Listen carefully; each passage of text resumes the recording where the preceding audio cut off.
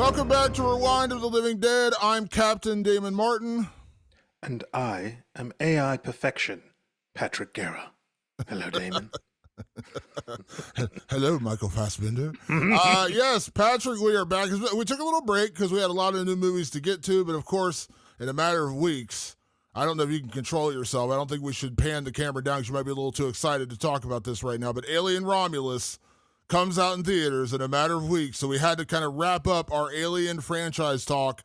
And I didn't even did you forget this movie came out in 2017? Because I know I did. I was like, was it that recent? Like, it felt like it was longer ago. I couldn't believe I had a child during that time. Like, I was like, no, I was like some punk kid. Well, I still was a punk kid. I just happened to have a kid at the time. I had a 3-year-old at the time this movie came out.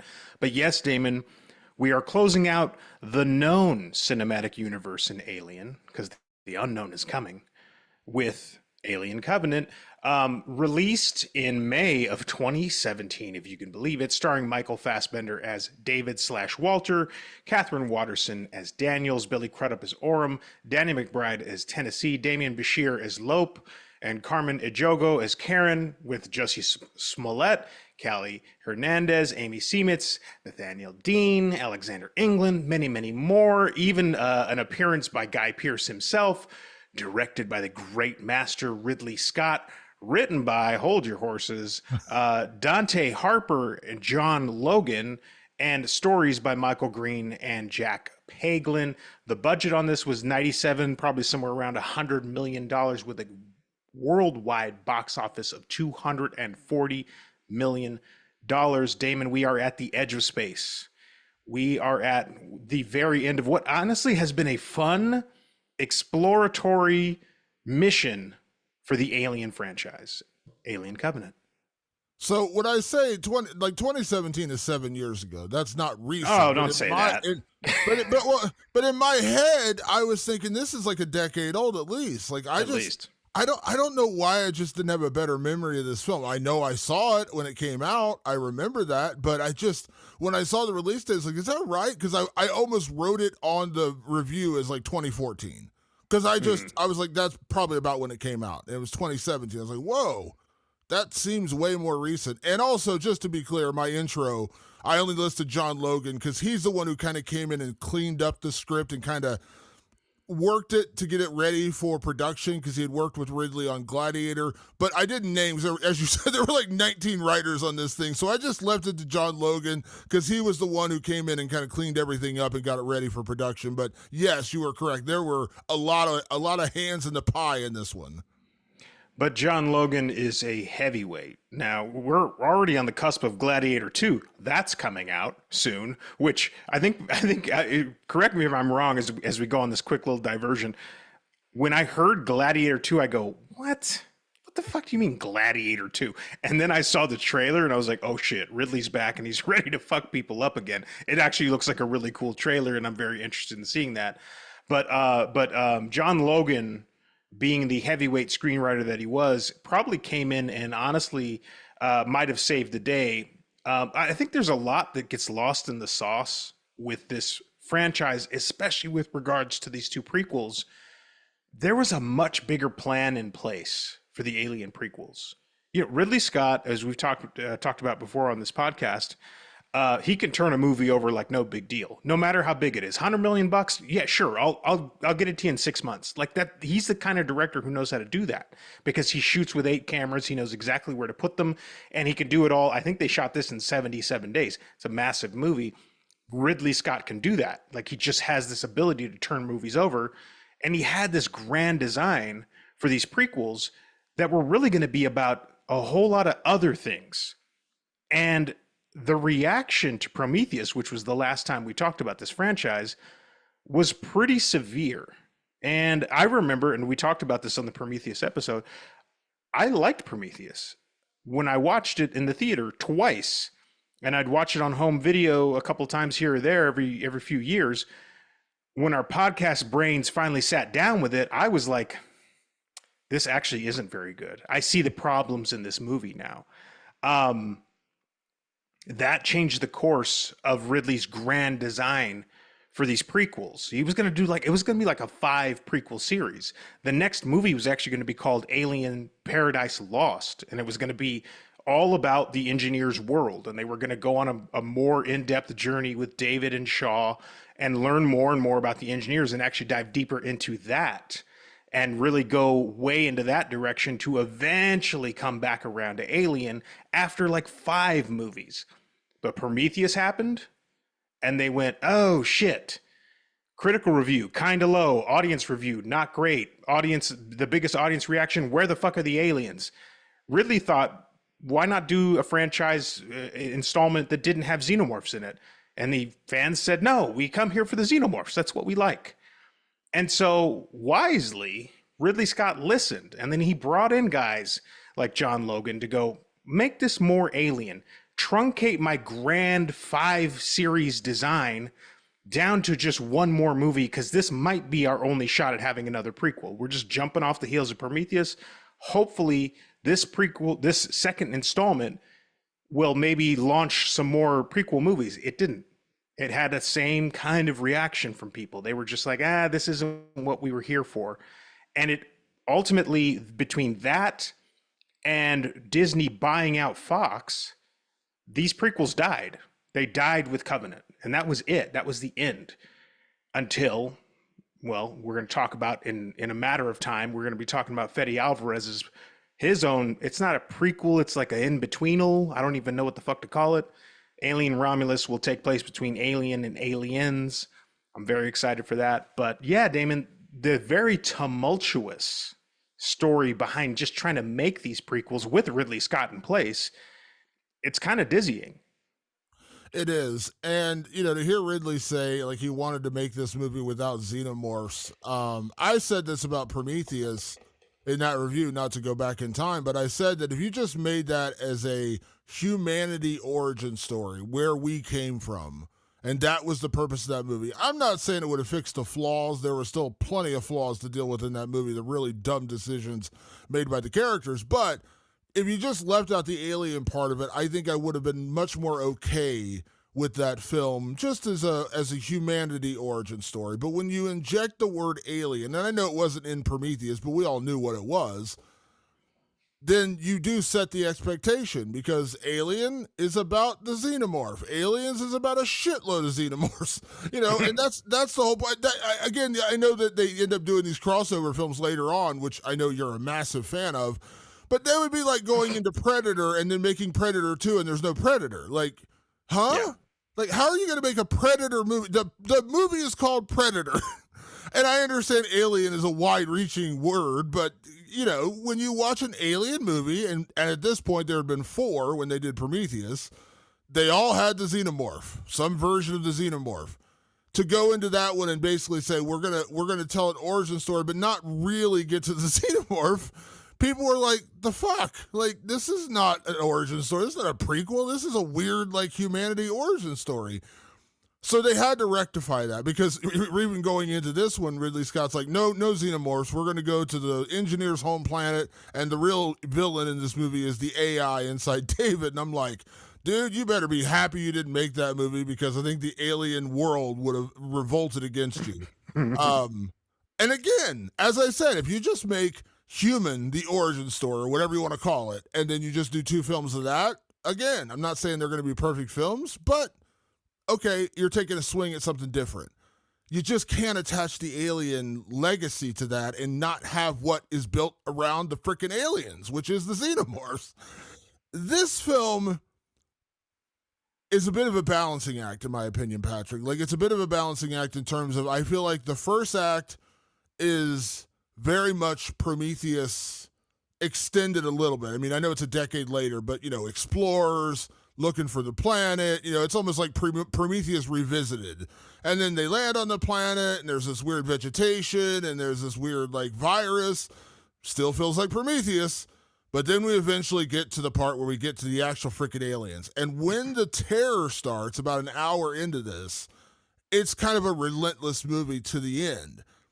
And when I watched it this time, I'll be honest, first hour I was a little bored. I was like, God, here we go again with this fucking origin story that has nothing to do with the aliens. But then once things started moving a little bit on the planet, and the action picked up, and the horror picked up, and the xenomorphs actually showed up, I had a strange reaction, Patrick. I was like, this is way better than I remember it being. Like, when I left, I remember when I saw this in the theater in 2017, because you know me, I never liked Prometheus. Like, I never enjoyed that movie from the day I saw it, from the day I rewatched it. And I went in with my fresh podcast perspective of the recent viewing saying, maybe I'll like it now. Maybe with my new, my critical brain, as I like to call it, maybe I'll go in and actually like enjoy this one. I didn't. And I think I actually liked it less somehow. But I remember when Alien Covenant came out, everyone said this is more, I just remember hearing online or TV or reviews, this is more of a traditional Alien film. And I remember leaving the theater saying, yeah, it just didn't do it for me. I can't really remember my exact thoughts. I wasn't jotting things down and doing a podcast in 2017 to tell you that. But I just remember leaving me like, it was all right. It just, it didn't really tickle the need I wanted for that Alien movie. But then rewatching it, first half, still very, very flawed. Second half, when the action picks up and we start getting into the actual freaking aliens, it turns into kind of a proper alien movie. So you know this. I liked Prometheus in the theaters. I did, and I liked it at home and all that stuff. I said that earlier. So coming into seeing Covenant in 2017, I was like, cool, I liked Prometheus. Let's see how I feel about Covenant. I came out of that movie so sour. I was just like, what the hell, dude? Like, what is this? I remember being like, I don't like Covenant. I like Prometheus. That was my whole stance. But something always stuck out to me about Covenant that I always loved. And I said, there is something in this movie I love. And there may even be a tweet out there where I said the prologue of this movie, which is David awakening for the first time. The very opening shot of Alien Covenant is a macro close-up on the eye of David as he opens for the first time. And that's so important to have that macro shot and see the intricate detail of the skin and the eye to tell you this is as human as you could possibly imagine something. The vulnerability of the eyeball. And it's David. And he's awakening for the first time. And he's there with a younger version of Wayland. And Wayland is testing out his greatest creation. David is this AI that is hyper intelligent. That opening prologue is a masterwork for Ridley Scott. It's very simple. It's beautifully designed. Of course, they're kind of sitting in this stark minimalist room with these beautiful pieces of furniture and a piano, and they're overlooking an incredible vista, beautifully designed. But what's going on in that little moment there is Wayland is seeing that his creation, his AI creation, is not only the best thing that anyone has probably ever made, but it's also his undoing. Wayland can see it right away. He's going, shit, this thing is so intelligent. This thing questions humanity. And I was like, holy shit, what a fucking great little moment this was. I always loved that. And then the rest of the movie, I was confused. And I think it's a part of what you're saying is like the first 45 to an hour is very much like Prometheus again. It's like, why are these people stupid? Why are they so dumb? Like, why is Billy Crudup such a weirdo? He doesn't need to be. He plays the unsuspecting new captain because the captain, played by James Franco, dies almost immediately. And I was just like, what the hell is this movie? Like, what is this movie? And then, and I know we'll talk about the plot in detail in a moment here, but then, they get to this rogue planet and they discover David is there, right? It's the remnants of Prometheus. He's there on this planet. And they are suggesting that he designed the Xenomorph, and something about that rubbed me so the wrong way. Because I'd been so caught up in the idea that, like, in Alien, they come across this alien, this Xenomorph. They have no idea what it is, where it came from. The mystery of it is the terror. The scariness of it is the terror. And Covenant told me where it came from, like, explicitly. And I was like, shit, that sucks. But, like, I wasn't thinking about it critically. What that incredible prologue that Ridley had the foresight to go, no, this needs to happen at the top of this movie. It tells you everything you need to know about this universe of the alien world. Is that like this AI creation was so disgusted with humanity and its imperfections and its arrogance. It was arrogant enough to like order him around, literally go like, bring me tea. I'm more intelligent than you. I won't die. I can't die. You're temporary. I'm forever. And I'm hyper intelligent. And you order me to go pour you some tea? Like, is that what you are? He had this immediate disdain for the human race. And when they go on their mission in Prometheus, he learns of the engineers, the creators of worlds, quite literally the creators of worlds, and he becomes fascinated with them. And you see this very slow turn that David is indeed, he has a superiority complex against humans, and he finds solace in what the engineers do. And so he goes, well, if the engineers thought you were worth shit, I think you're worth shit too. I relate to them better. So what did they do? Their plan was to get rid of you guys, so my plan is to get rid of you too. What I didn't understand when watching Covenant is that David also, in his 10 years plus or whatever of just floating through space on the way to the engineer planet, he decided, you know what, I got to get rid of the engineers too. Because if they're superior to me, that's a problem. So I got to erase that problem too. Just like the engineers would erase the problem of human beings. David is the center of this new universe, this prequel universe. He's so important to this universe. And then for him to decide like, okay, what I'm going to do is engineer these xenomorphs, these ultimate cold killing machines that can eradicate anything that comes their way, especially humans.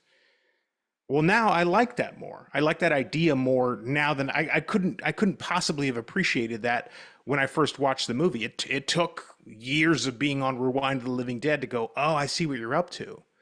And I guess Damon audiences didn't really give a shit about Covenant, but looking back on it, maybe they should give it another look. So I'll tell, like, I have kind of a weird two-pronged attack on this story in this movie. One side of me says, much like I said with Prometheus, I just don't need all that much detail in where the xenomorphs came from, because what makes them so terrifying is we don't know where they came from. They are just creatures seeking, they are the great white shark in Jaws. All they do is eat, make little sharks and swim. Like, that's what they say. That's what they say in Jaws. And that's what makes the aliens so terrifying. They breed, they birth, they hatch, they attack you, they birth a new alien, and then they kill. That's all they are. And the simplicity that grew out of that into, let's say, Alien 3, and even Aliens, which was not the plot we were told, which was the underlying plot, which is, this is a weapon.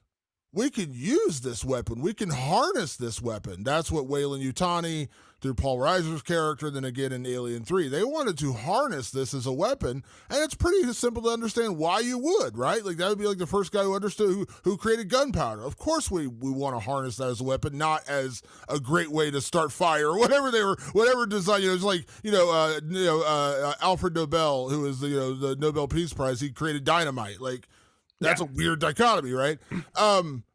So part of me says, I don't need to know all that. I really don't want to know all that. And if you want to make a movie about the dangers of AI, where we're at in 2024, maybe that's why I related to it more this time around, because maybe AI is everywhere now. And I'm a huge fan of Terminator. We've talked about that before. I'm a big fan of the Terminator franchise, at least a couple of those movies. And so I understand, like, the danger of AI. So I still bump up against the whole idea that this is all just leading to David creating the xenomorph. Again, I don't really need that. Just give me the freaking egg, give me the face hugger, and give me the alien. Give me a compelling story around that, but I don't need to know the full origin story. That being said, this version, and knowing that David is David's evolution of learning and basically realizing right away, and I agree with you on the prologue, is that that he realizes right away he is superior to humans. He knows that. Right away he knows that.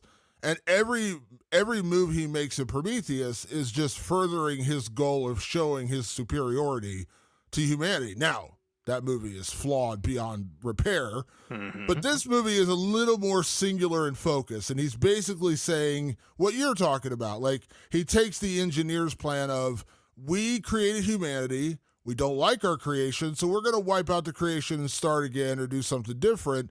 And he's, as you said, he kind of has that same philosophy. He's like, you know what? Humanity does suck. Let's wipe them out, but here's how I'm going to do it. It's not going to be this weird black plague. It's going to be these xenomorph creatures. And that's been his design the entire time. Now, I don't like when a movie comes up short and doesn't appease an audience, and we've talked about this before, the danger of fan service. I think that when Prometheus ends and Shaw is flying to the engineer's home world and she's like, I want to know, like, why?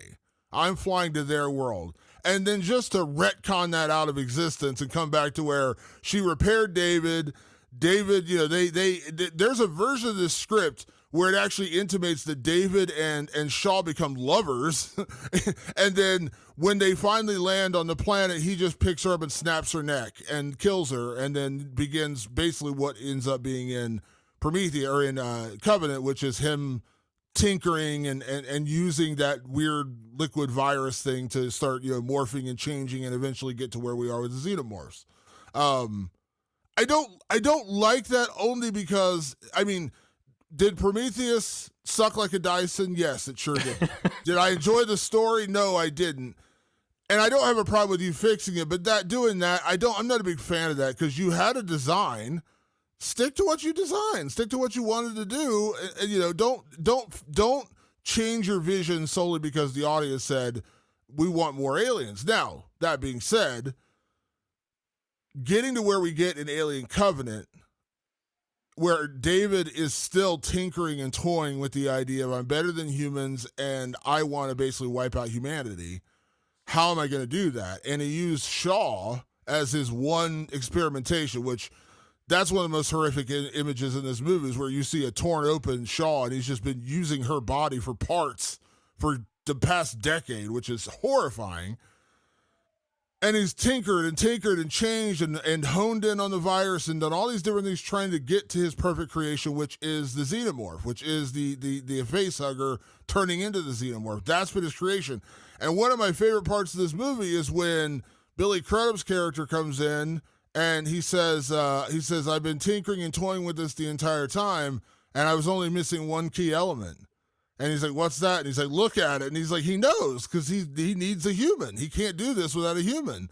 And so that I enjoyed. Again, from that point on, when it really becomes a horror movie, a horror sci-fi movie, I shockingly really enjoyed what I saw from then on out in terms of the alien story that takes place in Covenant. I still don't necessarily need the origin story, and to me, it's much more terrifying if it just starts with Alien. We don't know where they come from. We don't know how they got here. We just know that when they get going, they're going to fuck you up in a bad, bad way. That's all I need. But at least this version gave me something more to work with, something a little bit more understandable. Because I told you in the last movie, not to just keep rehashing Prometheus, like the whole idea of the engineers, and then there's this weird virus. It got too, like, you went from a very simple, easy concept to understand to just way overcomplicating it. That's like me saying, Patrick, 2 + 2 is 4. But if you take 2 divided by 1, times it by this, do the square root of this, and get into algebra, the end result still gets you to 4, but I just made the math way more complicated than I need to get to 4 than just saying 2 + 2 is 4. You could do that. There's a version of like math where you could do that, but does it make sense to do that? And so Covenant gave me a much cleaner story, even though I still don't need the origin. Don't particularly love the origin. At least it kept it simple. David hates humanity, or he thinks he's superior to humanity. How can I kill them? Let me use the tools of my resources, and the resources I have is this alien virus. Let me transform this into a killing machine that will kill humans. That makes sense. Again, I don't love it, but it makes sense. And so this one was a much cleaner story. It is a cleaner story, and you're right to keep bringing up Prometheus because these two movies literally exist together. You can listen to either on our YouTube or on our Instagram. I posted a long video where I found the original script for Prometheus, which was titled Alien Engineers. I break down the difference between the script and what Prometheus became. The script was obviously more focused on Alien, and it was actually trying to walk you right up to the movie Alien from 1979. So it was a different approach. They decided to build the world out. Ridley was very obsessed with the idea of like, but what about these engineers? What about these engineers? So they kind of shifted away from the xenomorphs and kind of started to focus on the engineers. That's fine, but you're right. Like it became a really big bloated world. And I think where the mistake went, I think where they actually made the mistake, because what they got right in Covenant is they went, let's get back to aliens. Let's get back to xenomorphs. People like that. Let's get back to the horror of it all. Prometheus is like, barely a horror movie at all. And they were just like, let's get back to it in Covenant. So they did that right. What they did wrong is, well, and that's not wrong. I think it's the problem with both these prequels is that really what their focus should have been was David. David is a very fascinating study because he's man's creation who has surpassed him. And then his obsession, and by the way, when I say all this, it took me digging and research and reading and listening to like director's commentaries and other shit to find this. It's not in the movies the way it should be. But David's obsession is like, I want to be a creator too. So how do I learn to be a creator? Like the way humans created me, but I want to be superior to my creation because my creator's not superior to me. He's actually inferior to me. So he became obsessed with this idea. If Prometheus and Covenant rolled into this idea of David seeking out the ability to become a creator of life, I think that focus would have been more interesting. You still could have implemented the engineers somehow. You know, you really could have. Alien Engineers kind of showed you how you could do that. There was tons of xenomorphs in that script, actually, but it was really focused on the engineers, and even that script still needed work. But I think if you would have started to fade back some of the other characters, which they tried to have Ripley characters in both movies, and I understood why, because it's familiar for the fans. But the focus really should have been on David for both of these movies, and there's a lot more of it in Covenant. The focus is way more on David and his brother Walter, right? Walter is like a many generation down the line droid version of David who looks just like him, but he's improved and he's got some limits on him, so that way he can't overtake his human creators. But if these movies had done that from the get-go and just been like, no, the focus is on David and his obsessions and what his plans are, and everybody else is sort of playing the background, and he discovers through their discovery of the engineer ship or whatever, like he discovers his plans and how his plans can unfold, I think it would have been more interesting. But you'd have to shave away all those ancillary characters. You'd really have to push them to the background. They are just the crew working back there. That's a pretty interesting way to play this. But I don't think they realized how great of a character David actually was, and they weren't utilizing him. Correct me if I'm wrong, this is one of my complaints with Covenant, is Alien Covenant, like, you never really attach to any character. Any of the human characters, that they're never really anchored. They try to anchor you to Daniels, who's of course I forgot her name already. Daniels, played by Catherine Watterson. They try to anchor you to her, but as the chaos ensues, you have to go to this one, you have to focus on that one. You get pulled in so many directions that she almost doesn't even reemerge until the third act. For the most part, she's just sort of here and there. So it was like they already were starting to do it. They didn't quite see it. And I'm only seeing it in hindsight. Hindsight's 2020. That David really should have been the focus of these prequels. and getting towards the xenomorph or creating xenomorph chaos very early on, like they did in Alien Engineers. But it really should have been a story about David and the creation of the xenomorphs. If you were going to do that, just my suggestion is lean all the way into that. Yeah, and listen, does Covenant have flaws? Absolutely. There's a lot that still goes wrong with this movie, particularly, like, I'm not a big, when you do a prequel, I'm just not a big fan of rewriting history, and the idea behind Prometheus of showing us where that ship came from, that giant, the what do they call him in the original one? With the Juggernaut. The Juggernaut, with the chest burst open and the weird gun thing said that they find an alien. Everyone's like, what the fuck is this? And they never explain it, nor do they need to explain it. It's just the space jockey, yeah. The space jockey, yeah. The weirdness of that, finding all that, discovering all that, and then finding the layer of eggs down at the bottom of that pit where Kane gets the facehugger attached to him, and then they go back to the ship, and then we're off the planet. We're only on that planet for whatever half hour or whatever. I'm fine if you want to tell like the origin of that ship, the aliens or whatever, but I still don't need the xenomorph origin. But again, let's just go with what we got here.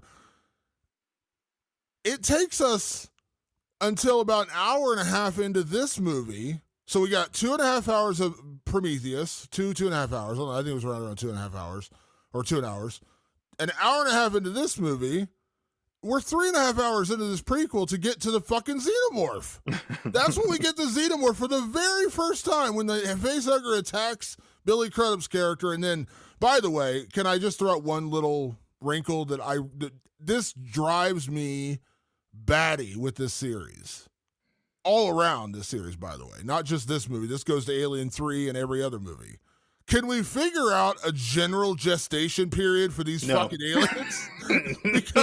because in Alien 3, Ripley's running around seemingly for days with an alien in her. It doesn't even matter. And then Billy Crudup gets his attached, falls off, and 10 minutes later, the alien's popping out. Can we figure out like a general, I'm not saying like when you're like human gestation is 9 months. Now we understand some babies are born in, 8 months. Some babies are born in 9 months and a week, or they induce labor. Can we at least get some general timeline of how long this takes? Because they are just all over the map in this franchise. But anyway, sorry, that was a digression. But it takes 3.5 hours of prequel to get to the xenomorph. That still bugs me, no matter how you cut it, because when you get to the weird alien creature in Prometheus, you're like, oh, it's kind of the xenomorph, but it's not really. Okay. And again, that was when the audience left that movie, they're like, what the fuck? Like, we went to an alien prequel, there were no aliens. They fixed that in this one, and once the xenomorph shows up, mayhem happens and craziness ensues, and that's what makes it a more terrifying movie, and it becomes, in my opinion, a better movie at that point. But still, the mistake is being made that it takes that long to get there. Like, when they land on the planet, and by the way, just another criticism of this movie, the characters still make really dumb decisions throughout this movie, especially Billy Crudup, who's like, hey, we're on our way to this planet. We had a bad, situation happen with the solar panels, and let's just go here instead. No big deal. No, and this was fine. Yeah, let's just stay here. And like, what the fuck? Like, anyways, I don't like when you land on the planet and the one guy just steps on a spore and it explodes. I'm like, here we go again. Like, this is so dumb. Just get to the fucking xenomorph. Just get to the facehugger. Just stop. If they would have just gone to David and they find David, there could be other indigenous life. There could be the things that were left over from Prometheus that have now evolved into something not quite xenomorph-like, but similar to that. David shows up, rescues him just like he does in Prometheus, or just like he does in Covenant, takes him back to his lair, and now he's really there to use them as his experimentation to finally realize his true dream, his true vision of the xenomorph. That's cool. Even though, again, I don't want to say it 1,000 times, even though I don't need it, that's a cleaner version. But the spores and the infection and all, it's just stop. Just get to the fucking egg. Get to David 35 minutes in, and then let him just start fucking with people, because that's what he does. He starts messing with everyone and getting to the point where he does it to Billy Crudup's character. Just get to that sooner. We all know when we re-meet David in the series, you cannot trust him for as far as you can throw him. They try to build it up like he's trustworthy again. Why? We all know he's not. If you saw Prometheus, you know his true intention. You know how evil this character is. Stop pretending. Stop. It's almost like they tried to remake Prometheus and fix it from what Prometheus got wrong. Now, again, getting to the Xenomorph, that's my favorite scene in the whole movie. When he's talking to Billy Crudup's character and trying to explain to him, I don't really care for the whole David mimicking the alien. That's kind of stupid. And the whole, talking to the alien, rubbing its head or whatever the fuck he's doing, befriending it, it's all weird. But when he takes Billy Crudup through it, he starts introducing him to his evolution of this plan. This was Shaw. This was all, and the one piece I was missing, and you get to the fucking egg, finally. And Billy Crudup's like, what is this? That is the moment. That's when I'm like, hell yes. And that's when everything on this movie kind of turned around for me, because it turned into a proper alien film. Even though I don't need all that. But just get to that is all I'm saying. Just get to that point. I don't need the weird. As soon as he stepped on the spore and the thing burst up, I was like, now I remember why I didn't like this movie the first time, because I know that's part that was like, what are we doing here? But then we get to the latter part, and I was like, okay, now this is kind of picking up, feels like a proper alien movie. But even that, I was still like, are we doing this again? Instead of a space snake or a snake alien, and now we're just stepping on spores, and that's what's going to do it? I don't understand the spore thing. I still don't. This is part one of many of what Covenant gets wrong. One is they think they need to build out these characters. They don't. It's still amazing to me how simple Alien is in terms of character development. You don't know anything about these people other than the interactions that they're already having. They're already super familiar with each other, so you don't need any run up. The crew of the Covenant are familiar with each other. We shouldn't need any sort of build up in their world. So that's just problem one. And for some reason they really carried over the lunacy from Prometheus into Billy Crudup's character. I keep saying character. His name is Captain something or other. Captain Oram. Oram is bafflingly weird. In the beginning, when they get hit by the neutrino blast or whatever, it for some reason lights James Franco's pod on fire and he burns to death. Well, his wife's on the ship, and all the teams are married anyway because it's part of a colony. It's purposeful. And he dies, and they want to bury him, but Billy Crudup's being weird about having a funeral for him. I'm like, why? Just let them fucking have a funeral without saying a word. He had to weirdly assert himself. It didn't even make sense. And then then there was this whole other thread they started to pull that they don't finish with, which is he's a man of faith, and that's probably why they don't like him. That doesn't make any sense because Shaw and what's his name, Holloway from Prometheus, they believed in higher powers too. So I was like, what are you even talking about? What does it matter that he's a man of faith? And it never comes back up. It's literally just yeah, I have faith, so they don't like me. And it's what? Don't forget when he talks to David the one time, he goes, I've seen the devil. I know what the devil looks like. And I'm like, what purpose did that serve? Sorry. That was no, you're right. You're right. He goes, when I was young, I saw the face of the devil or whatever. And I'm like, that doesn't make sense to anything we're doing right now. So I don't know why you're even bringing it up.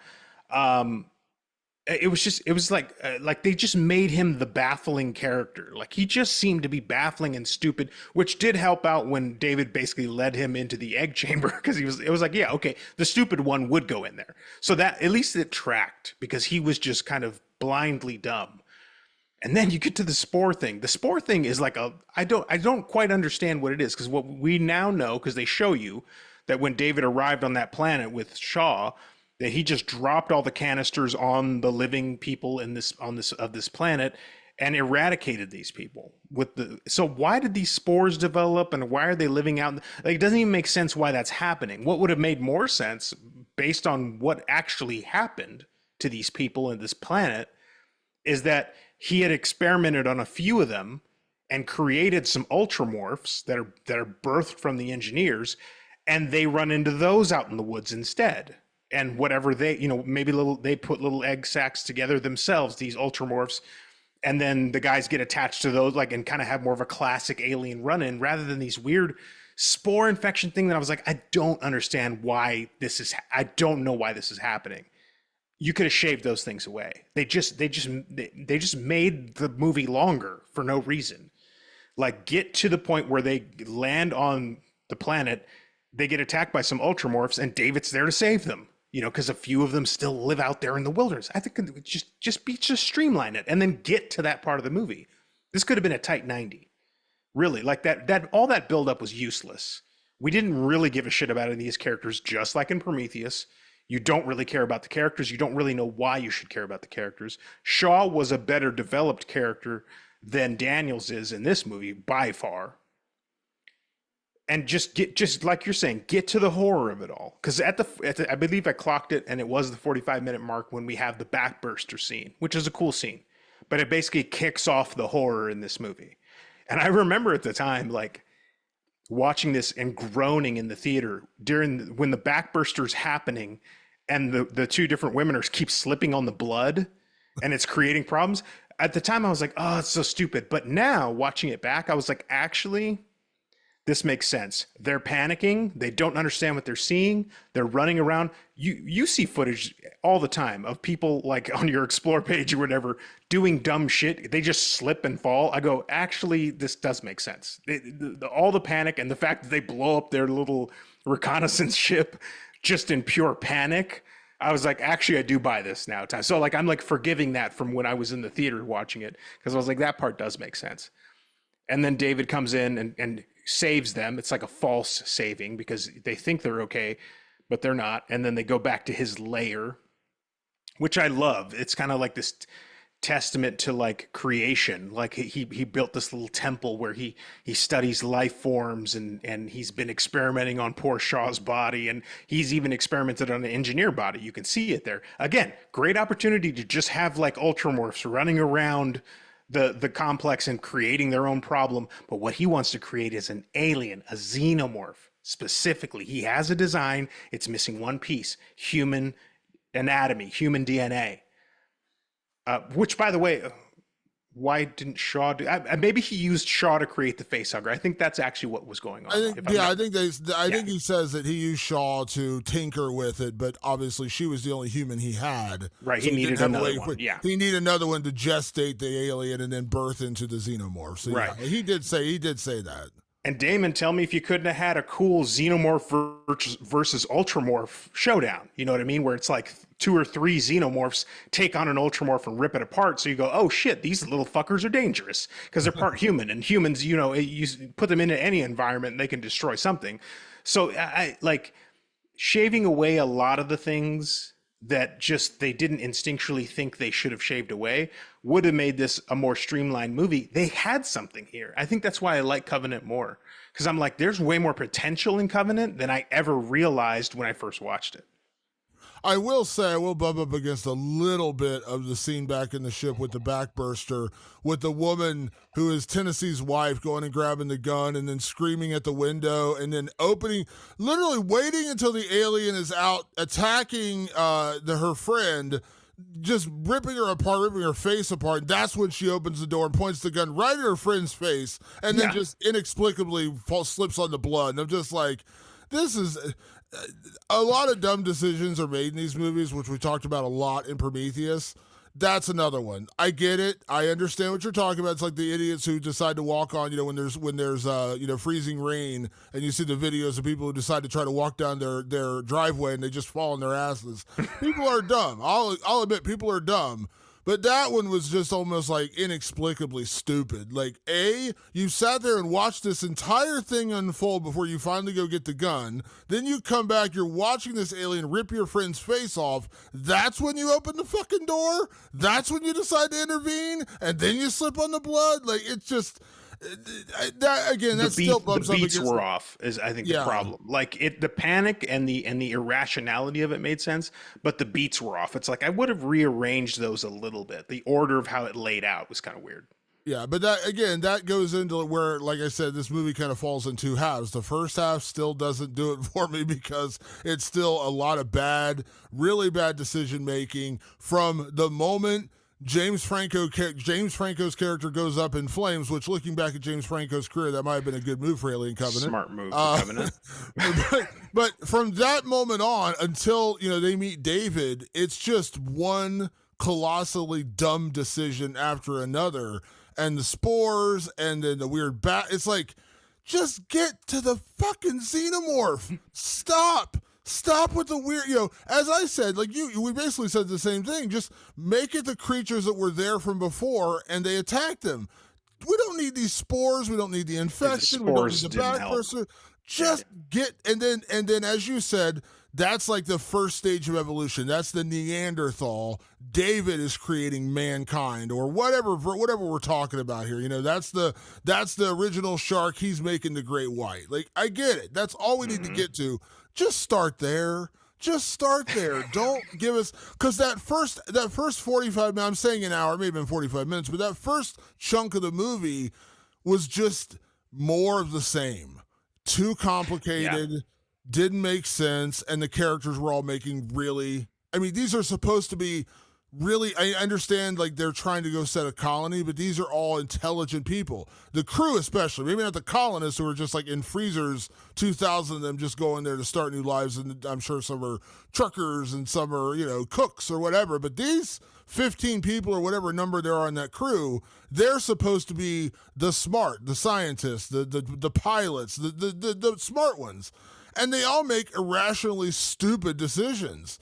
And I'm not saying that in a moment of panic, trust me, I'd like to sit here and think I've seen enough alien movies. If a xenomorph comes into my house, I have a better reaction. But you don't know. We all like to think that. I know a million people I know are like, dude, if someone tried to mug me, I would just punch that guy in the face, steal his gun from him, and fucking fuck him up.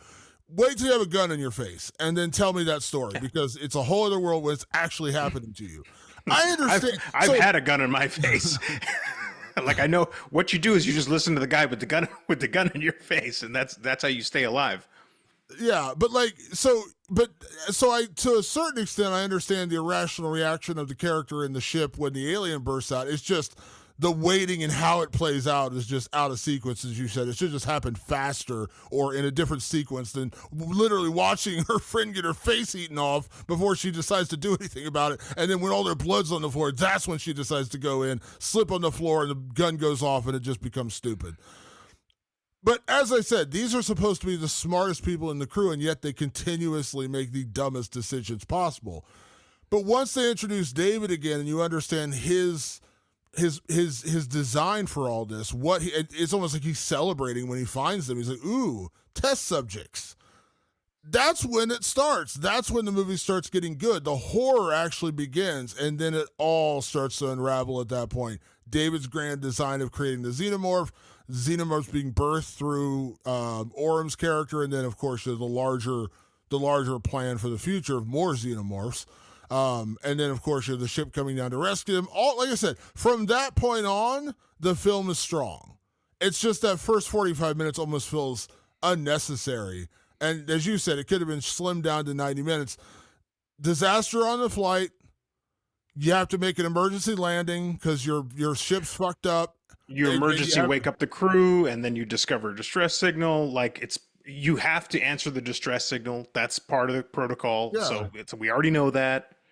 Just go there, start looking around, trying to figure out where the distress signal's coming from. You get attacked, your ship gets blown up, all that's fine, and then just get to David. I don't need the spores. I don't need all the exposition on the ship. Like you said, the weird, don't have a funeral thing, and Orm trying to exert control. God, it made no fucking sense. Just get to the fucking planet, get to David, and get to the Xenomorphs. Because when the movie was over and it was all said and done, and it ended. And do we know the big plot twist with David actually, becoming Walter, and that little moment of horror when Shaw, was it Shaw or no? It's Daniels. Daniels. Yeah. When Daniels realizes this, it's David, not Walter, and you see him he coughs up those 2 xenomorph eggs and puts them in with the other embryos. You're kind of like, oh shit, Now, do I still bump up against that ending? Sure, because they're on the planet. They're on the planet where the fucking LV-426 is. That's where the ship is. Right? Like, am I not? No. So they changed. Remember now in Prometheus, this was something I think when we were talking about Prometheus, I don't know if we actually clarified it, but I will clarify it now. In Prometheus, they changed the planet. It is not LV-426. It's like LV-223 or something, like 233 or something. They changed it because they decided they were not going to make these prequels round right up to Alien. They were like, these are literally side missions. But isn't the space jockey scene in Prometheus where the chest burster where we see that the chest burst does not happen in Prometheus. So they set it up to show you like how they would fly a ship, but there's never a chest burster scene in the ship. The chest burster scene ends up happening on that little like escape pod. Like it happens in a totally different place. Like Prometheus really fucked things up. Like long and short of it is what happens is Prometheus really fucks with the timeline. You now have to look at the prequels as a complete side mission. And then this colony was going to a completely different place, had nothing to do with LV-426.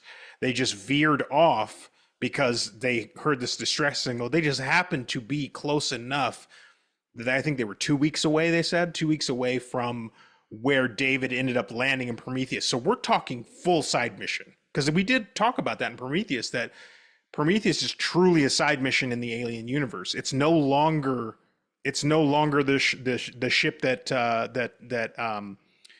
Ripley and all them find. Like it's not even that. It's completely different.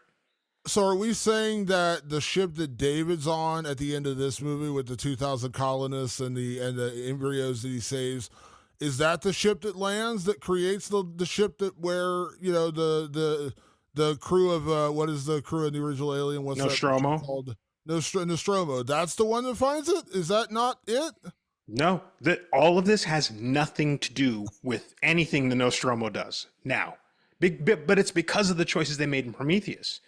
If they'd stuck to the choices in Alien Engineers, there'd only been one prequel and we wouldn't even be having a discussion about Covenant right now. Basically what happened was when they started to reconfigure Prometheus and made it what it was, they just started going down that path. And that path shoots all the way, like I said, to the point that they were like, they can't even be on LV-426 anymore. This won't line up. They're like, based on our plans, we'd have to do some serious gymnastics to put them on LV-426. So let's just call it another planet, and then we'll just keep moving on. In Alien Engineers, the script, it was LV-426, and it walked you right up to the beginning of Alien. Prometheus, Covenant, they have nothing to do with anything that happens in Alien.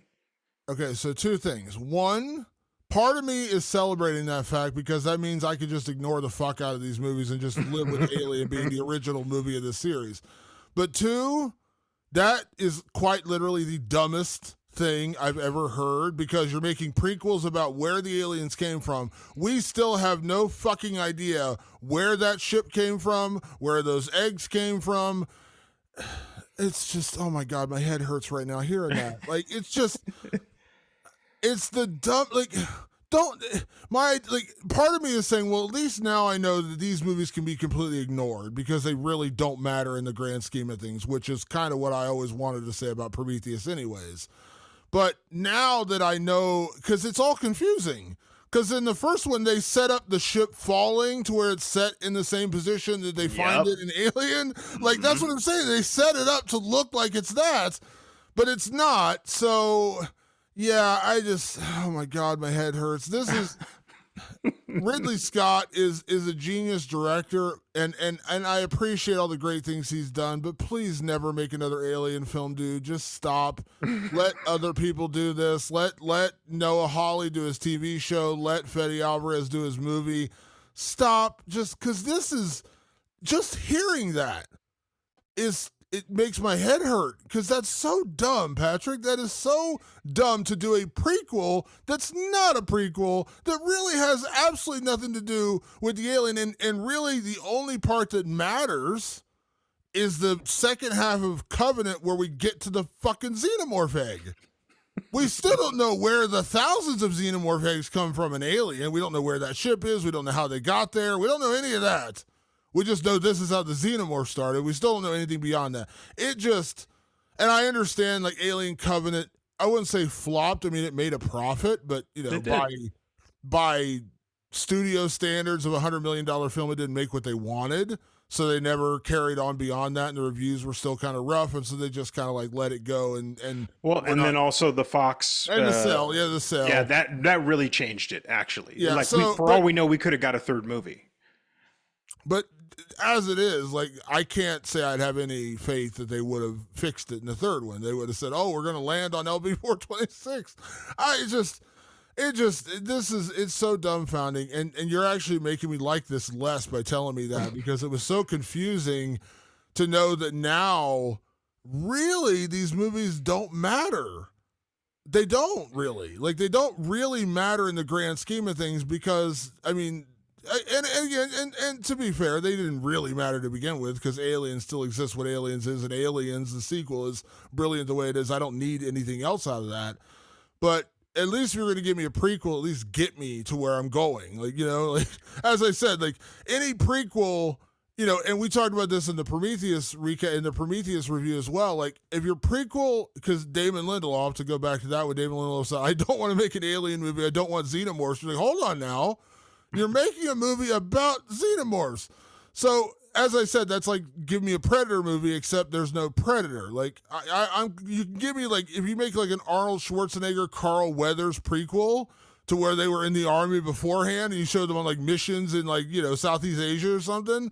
That's cool. Call it Arnie's and Arnie's and Carl's Adventures. Sadly, of course, rest in peace, Carl Weathers.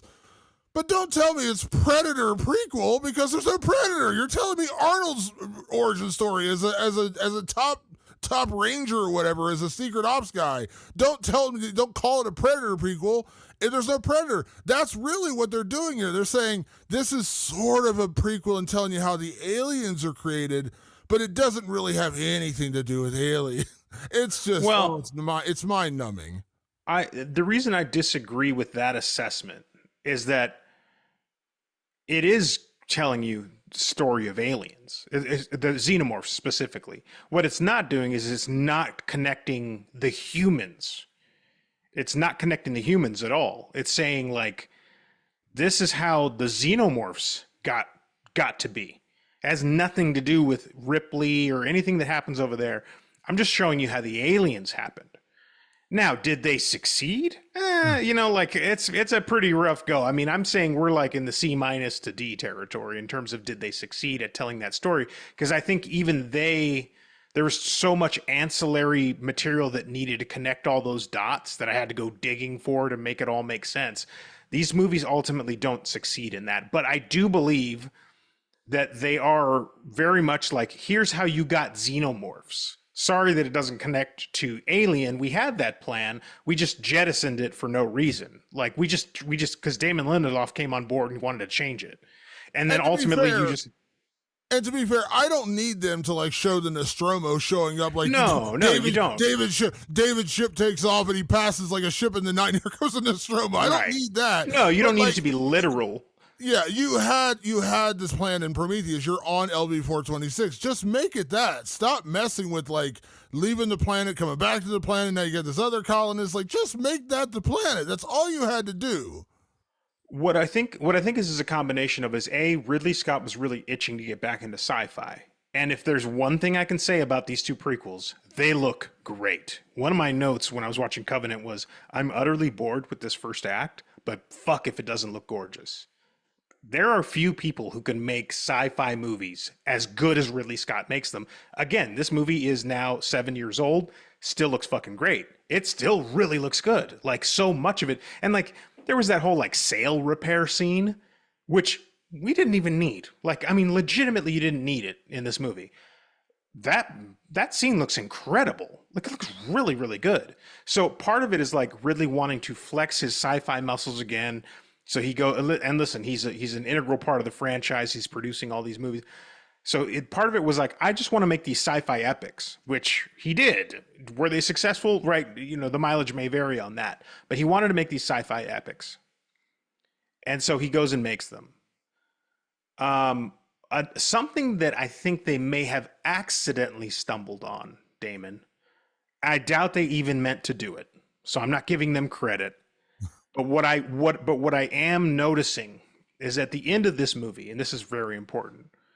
So there's this switcheroo, and you kind of see it coming. Like, I remember when I was in the theater, I was like, oh, that's not Walter getting on the ship with them. It's David, for sure.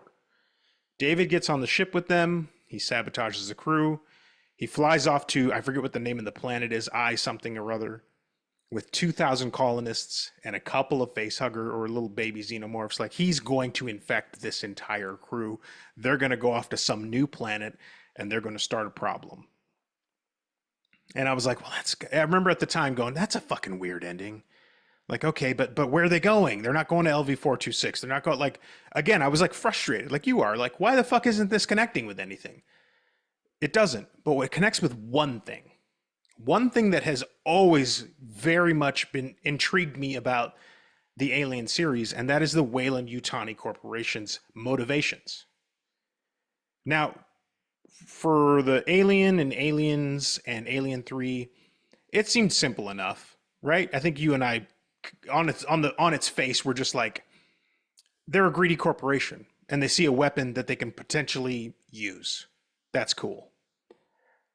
But thinking about this Prometheus and Covenant duo from a new angle, which is David.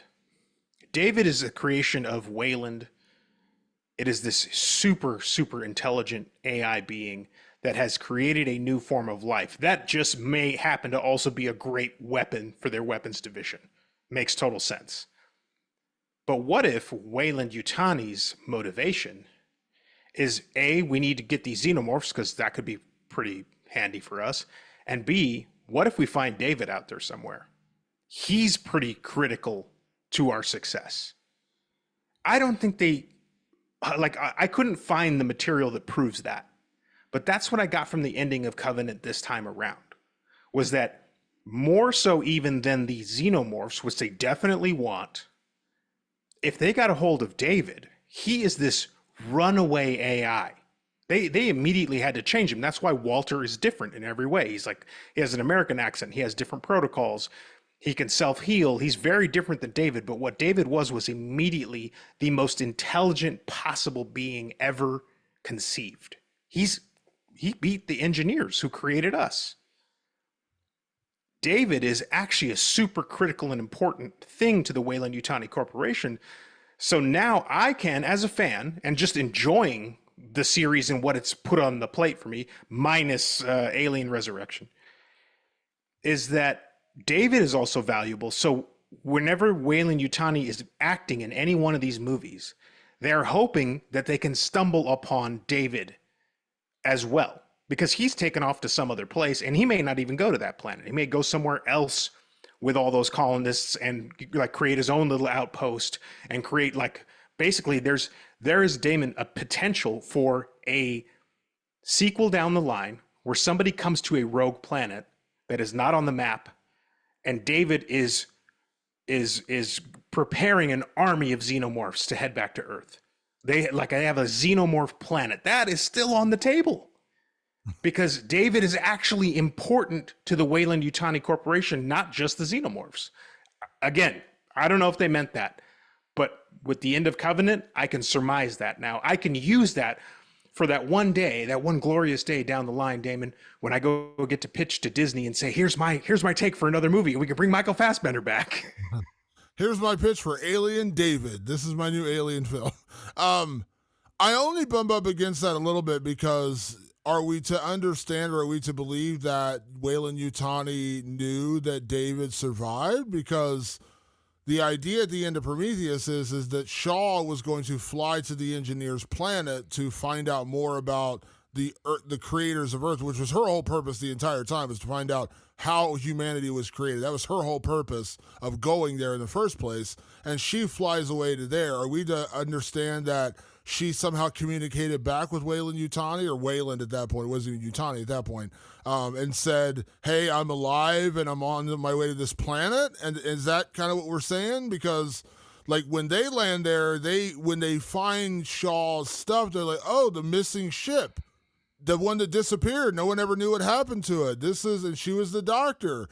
So they're all pretty clueless about this. But are we saying that, and to be fair, Weyland-Yutani as a corporation is pretty nefarious throughout this entire series of films. Are we to say that they were put on a path specifically to end up there? Is that what we're saying? Like, that's where they were actually going? They were actually trying to get to this sector knowing that they would end up on this planet? Was that the plan? Or were they actually colonists going to colonize a planet? It's kind of a weird one, because if they knew David was out there somewhere, then did they just sacrifice 2,000 people in a colony that's finding him? Or no, that's not how I would take it. How I would take it is like, we've had these missions.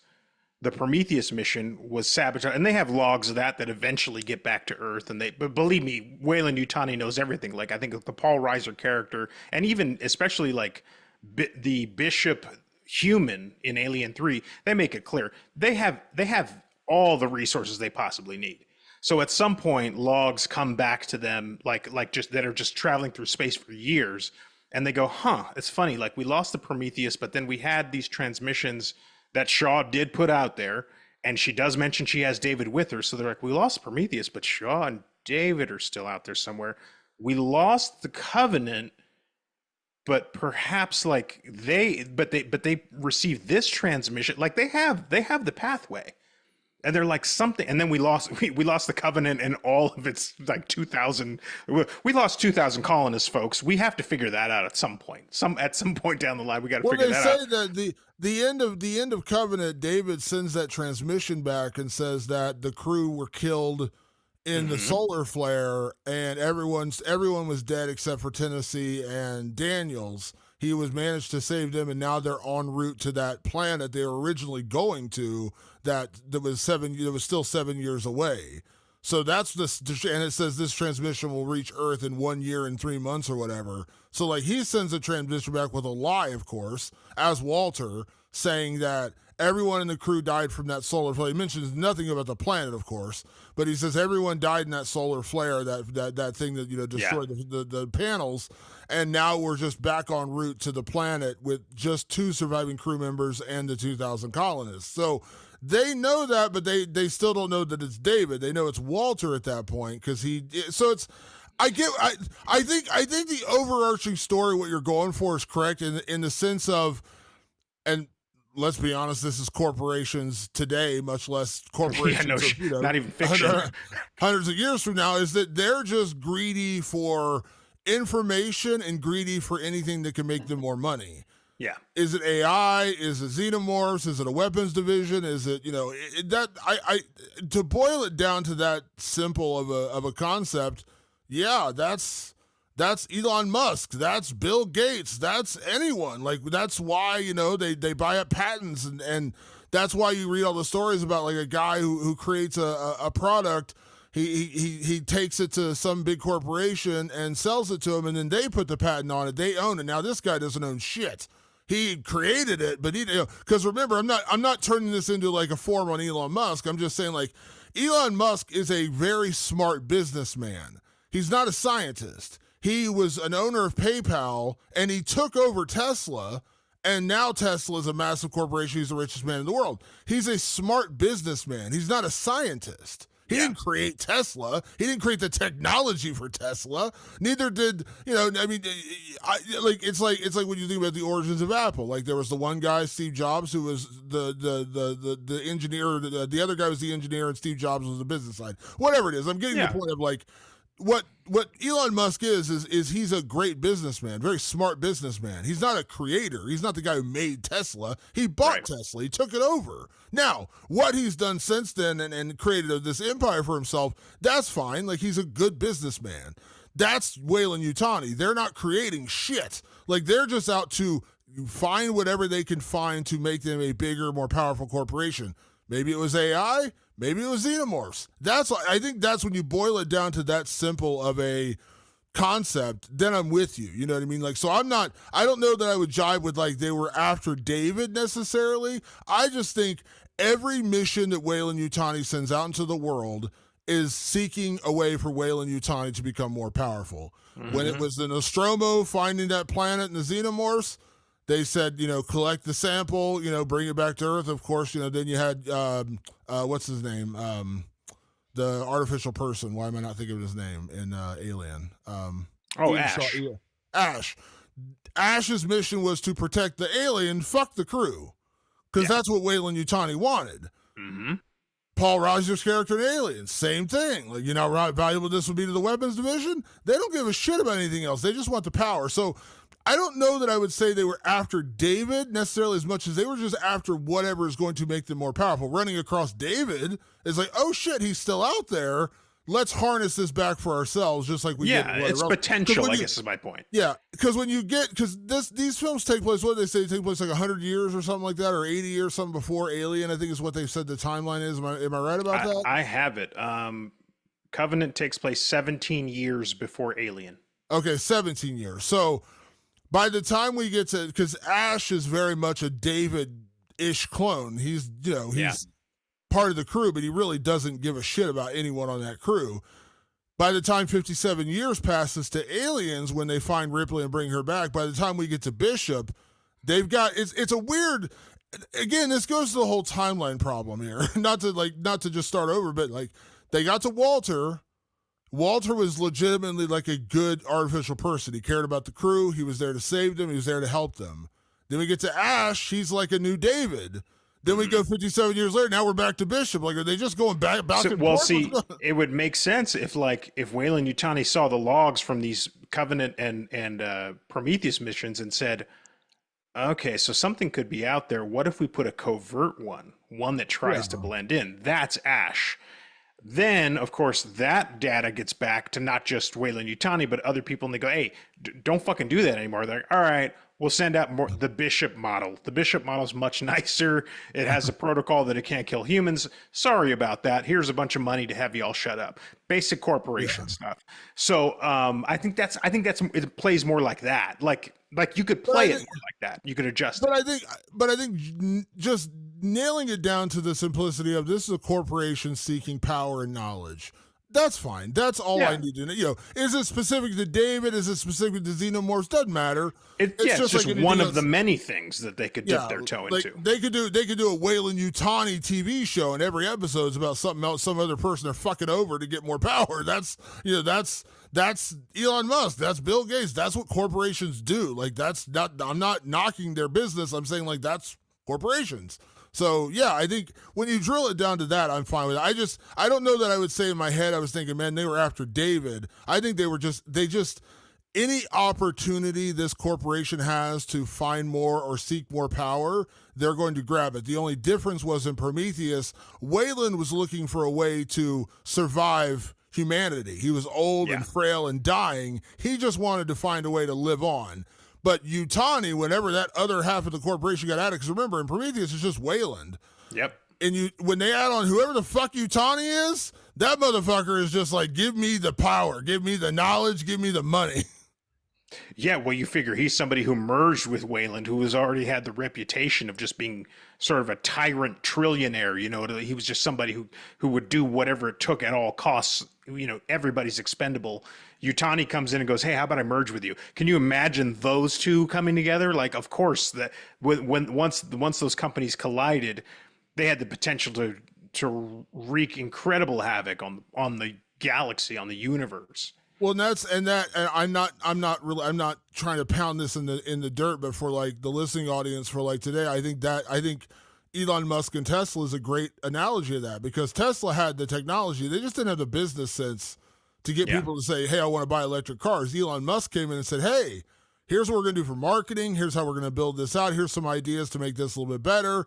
Get out there. And now Tesla's fucking massive, and he's the richest man on earth. He's Yutani. He's Yutani. Yeah. He came in. Weyland had the technology. Yutani had the better idea.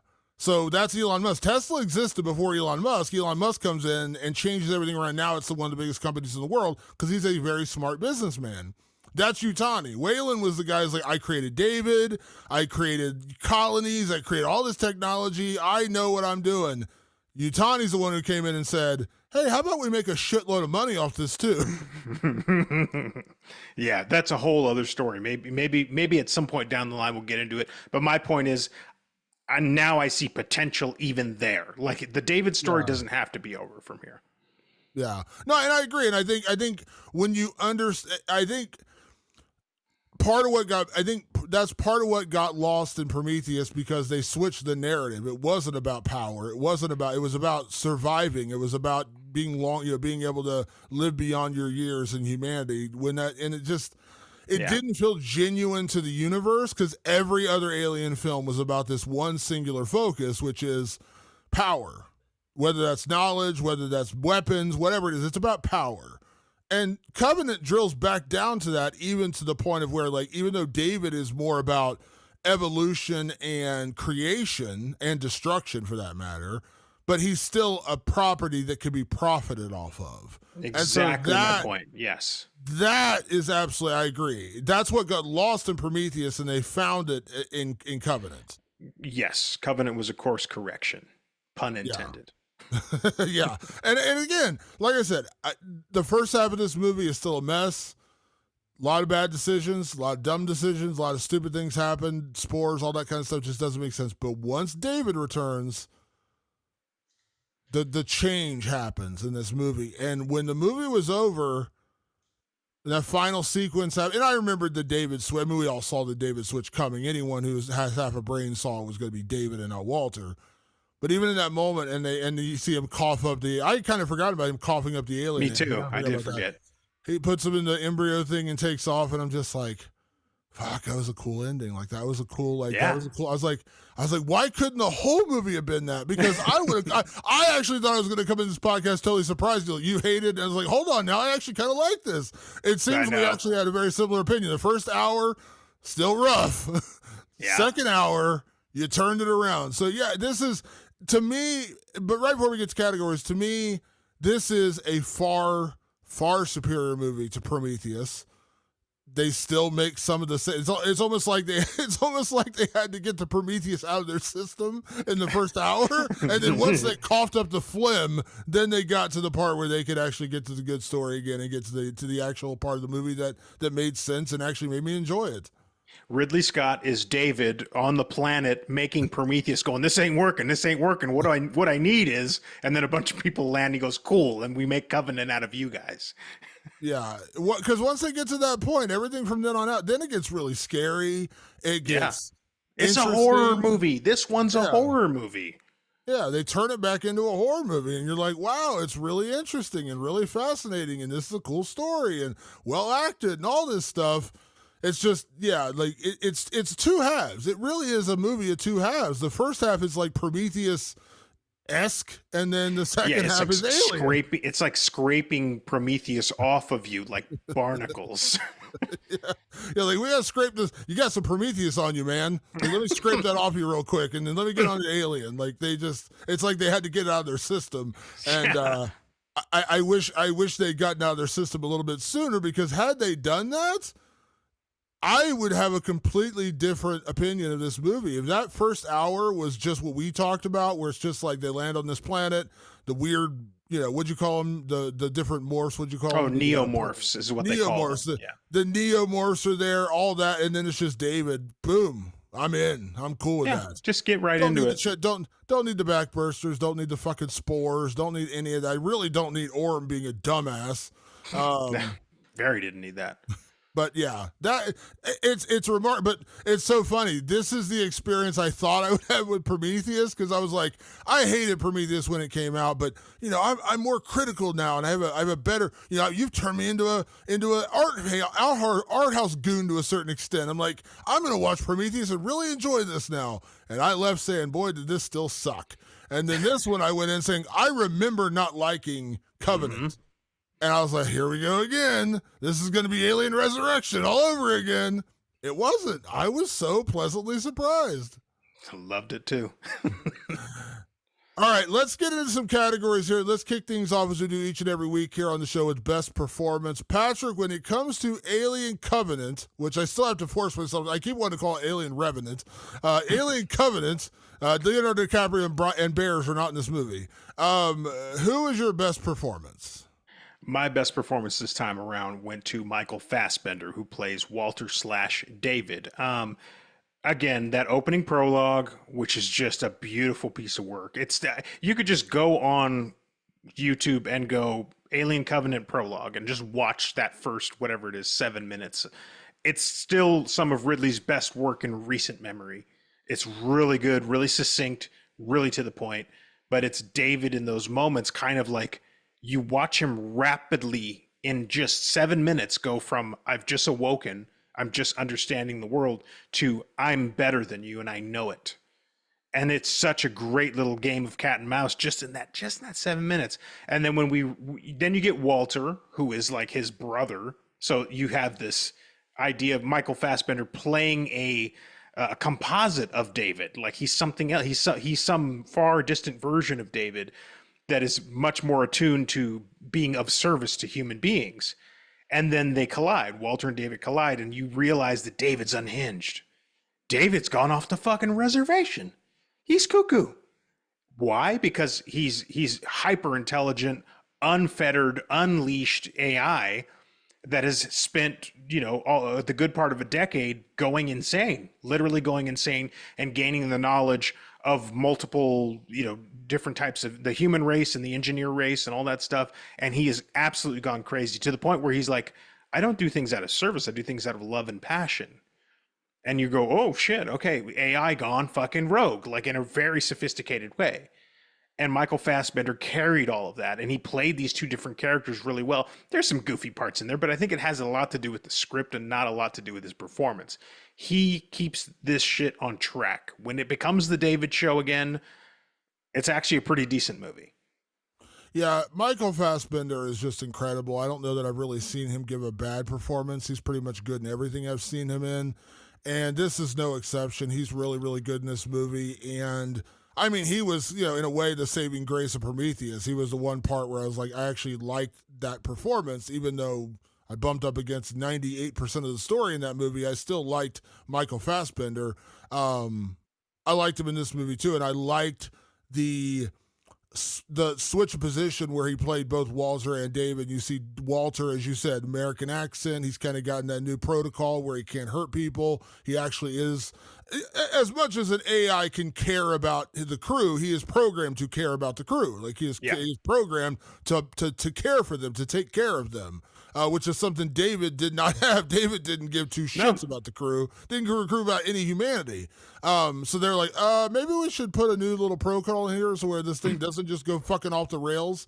So yeah, he's really good in this role, and he's got it down. And he does a brilliant job. I mean, Michael Fassbender's incredibly good at his job. He's one of those guys that I put like on board with like Leonardo DiCaprio, Christian Bale, they're almost like annoyingly consistent. Like no matter what they do, they just really can't miss. Like even some great actors take a swing and a miss occasionally. There's certain guys and women who are just like, fuck, man, like you just don't miss. Yeah, he's one of them. So my best performance, I mean, let's be honest, this is again the Michael Fassbender show, but I'll tell you my favorite performance. And this is based upon the character he played because he's one of my favorite people in the business, even though he is cohorts with one of my least favorite people in this business. And my best performance goes to Danny McBride. That's right. I was like, who's your least favorite cohort? Oh, David Gordon Green, Danny McBride's best friend. Yes. It's a weird one because we all know Danny McBride as a brilliant, utterly brilliant comedic actor. And he is. Eastbound and Down is one of the funniest shows. If you can watch the scenes between Danny McBride and Will Ferrell in that show and not laugh your fucking balls off, you are not human. Those scenes are some of the funniest scenes written in television history. And Vice Principals and Righteous Gemstones. He's got great comedy chops. And my favorite performance is This Is the End, where he plays a version of himself in that movie with Seth Rogen and all those guys. I am a Danny McBride fan. I love Danny McBride. I remember when this was coming out, and I was like, "Oh God, is he going to be playing like a comedic, goofy character in Alien? Like, is he going to be like the comedic relief in this movie?" He's not. He plays a very serious character. I mean, there's a couple of really pivotal moments when he realizes that like he can't reach his wife on the surface, and sadly she ends up dying.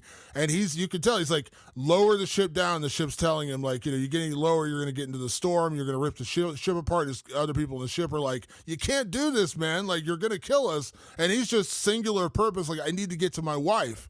That focus, and even then when the whole, like, we talked about the whole weird thing with Billy Crudup's character not allowing them to have a funeral, and he just basically says, fuck off, Orb, and has the funeral with the guys who actually cared about James Franco's character from, This Is the End.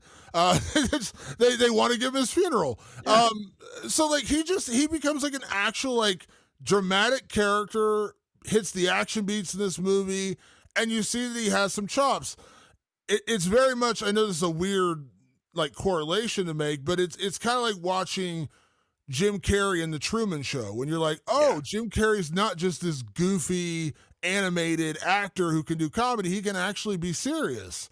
And that's kind of where Danny McBride, like when Danny McBride and David Gordon Green, the Seed of Satan, they made Halloween, and we're like, the comedy guys, like, they're gonna make Halloween, and then they did it great. We're like, wow, this is incredible. And then they fucked it up from then on out. But that showed that he has the chops as a writer, and this one showed he had the chops as a performer. Danny McBride really steps out, and I can't think of another role where he's this serious and he does well. Like, he doesn't make a fool of himself, like being a serious actor in this movie. And I think he's just who he could be. Like, he has that ability to just kind of naturally be somebody else, which is a great sign of acting. It doesn't look like he's trying. It's really cool. And another thing, like, Danny McBride is a great storyteller. He's a great creative. He's a director. He's a writer on top of being an actor. Like, he knows story. And I do remember very specifically, he came into our studios while we were shooting for Comic-Con one year, and they were doing press for something, and they brought up Alien Covenant coming up, and he goes, dude, I'm telling you right now, that movie's fucking scary. Like, I'm telling you, like, I read, like, I had to jump on because the script to me was just fucking scary, and I've seen the cut, and it's a scary movie. And then I went and saw it, and at the time, I didn't know as much as I know now about storytelling. He's absolutely fucking right. Like, it's a different movie. It's a different level, because I still had Prometheus in my head, and I was like, Prometheus wasn't scary. I was like, it's just a sci-fi movie. So what is Danny McBride talking about here? And now I see it. I see what Danny McBride saw all those years ago, probably back in 2015 when they probably started making it. I can see now what Danny McBride saw then. And I'd like to see more of this. I don't know that he has a desire to do this. I mean, of course, The Righteous Gemstones is a huge show right now. And he's a writer, he's beyond being just like he's not just an actor, like he's a creator. And all I mentioned Tropic Thunder and what's the other one? The one he did with James Franco and Seth Rogen, where he's Pineapple Express. Pineapple Express, like funny. He's great. I would love to see him step out, tell David Gordon Green to go fuck off, and then just make his own movie that's not what we would typically see out of Danny McBride. I don't know that he has the desire to do that, but I'd love to see it. How about I pitch this to you, Damon? Danny McBride's Nightmare on Elm Street. I don't know if I still prefer Mike Flanagan's Nightmare on Elm Street. I know you want Mike Flanagan to do You want Mike Flanagan to do My Little Pony. I get it. He's great. Everybody, we love him. We love Mike Flanagan. But his sensibilities are really good. He knows what's scary. He knows what's interesting. If anyone was going to take a crack at it, he's got a lot of experience now. You know what would be great, though, is if Danny McBride, because he does have great comedic chops, he really does, is if he took a crack at a good, not I don't want it to be like a horror comedy. I don't want it to do like full on Shaun of the Dead or Zombieland. I'm talking like a horror movie with comedic undertones. Almost like a character that inhabits your dreams and says funny stuff. What franchise would that be where the character has to be funny sometimes? No, say you're going into Dream Child Freddy. No, I don't want Dream Child no, Freddy. no. I'm talking about Dream Warriors, Dream Master. No, Dream Warriors. Dream Warriors is. I wouldn't go as far as say he's still menacing. He just has some great one-liners in there. But I don't know that I really have a franchise. Like a movie I'm thinking about that I'm excited about because I'm going to Horror Hound in Cincinnati in a couple of months. They're doing like a Night of the Creeps reunion, which is Fred Decker, of course, from Monster Squad. It's this other movie. Has the great Tom Atkins in it, and it's funny, but it's also like a great horror film, like that kind of movie, like a Night of the Creeps. You know, I know it's more comedic, but like Slither, like what James Gunn did with Slither, which is that's a comedy. But it's got some pretty like gruesome moments, like some really gory moments in that movie. A little more down that road where it's scary but also kind of funny. Like it doesn't need to be full on horror comedy, but something as scary as like Halloween 2018, if somebody who wrote something like that, but also could be funny a little bit sometimes. Who could that be? What franchise could we meld that with, Damon? Yeah, let's not go there. We're not going there, Patrick. We're not going there. David Gordon Green doesn't have to be part of it. I'm just saying Danny McBride, I think, could do a pretty good job at that. Listen, I'm gonna police knocking down my door when I say this. If David Gordon Green, if I read a story, if I read a story in the Hollywood Reporter or Variety that like there's a new Nightmare on Elm Street and they've hired David Gordon Green to do it, he's done. He's not doing horror. That'll be the end of the podcast because I don't think I could take it. An aneurysm would pop in my brain and I would just die right there on the scene. He's done. No, he's not. I think Exorcist Believer pretty much ended his. Yeah, he was like, fine, I'm done. Yeah, and you know what? I think it's a good idea. But no, I love Danny McBride in this movie, and I love to see him do something different. And I'd kind of forgotten how good he was. I was like, he's not funny at all in this movie. Like he's very serious, and he does a good job. He pulls it off. Action scenes, dramatic scenes, like he does a really good job. He does. Let's move on to MVP. Our Ken Foray Banana Hammock MVP award, named after great character actor Ken Foray from the movie From Beyond, when he jumped down a flight of stairs and into a basement to kill a creature wearing nothing more than a thong bikini, which is what Patrick's actually wearing right now. It's really creepy. I don't know why he's so. It's hot over here. I gotta get some air in this area. But we are going to do the MVP award. So Patrick, for Alien Covenant, who gets your MVP award? Damon, I don't remember who got my MVP for Prometheus. I don't know if you remember, but this time around, it was clear when I looked at these two movies together, the story's kind of a mess. But the one thing that is not wrong with either of these movies is Ridley Scott. I mean, maybe he could have more input on the stories or less. I don't know, because I don't know exactly how it went on behind the scenes. So story-wise, these movies leave something to be desired. But visually, execution, production design, sci-fi. The only other movie during this little time period that looked this good as a sci-fi movie was The Martian. Guess who directed that? Ridley Scott. This man can really put a movie together. And like it almost was even better this time around in Covenant versus Prometheus, which I said on that podcast, Prometheus still holds up visually. It's still a really good looking movie. This was like an action epic. Covenant is huge. Covenant is a planet-sized movie. It's a big movie. There's big scenes out in space. There's big scenes on a big ship. Then they go down into this planet, and there's big outdoor action scenes. There's big indoor action scenes. There's a big, like, you know, the what they call the plaza, but this is, you know, this giant basically city center where these engineers worked.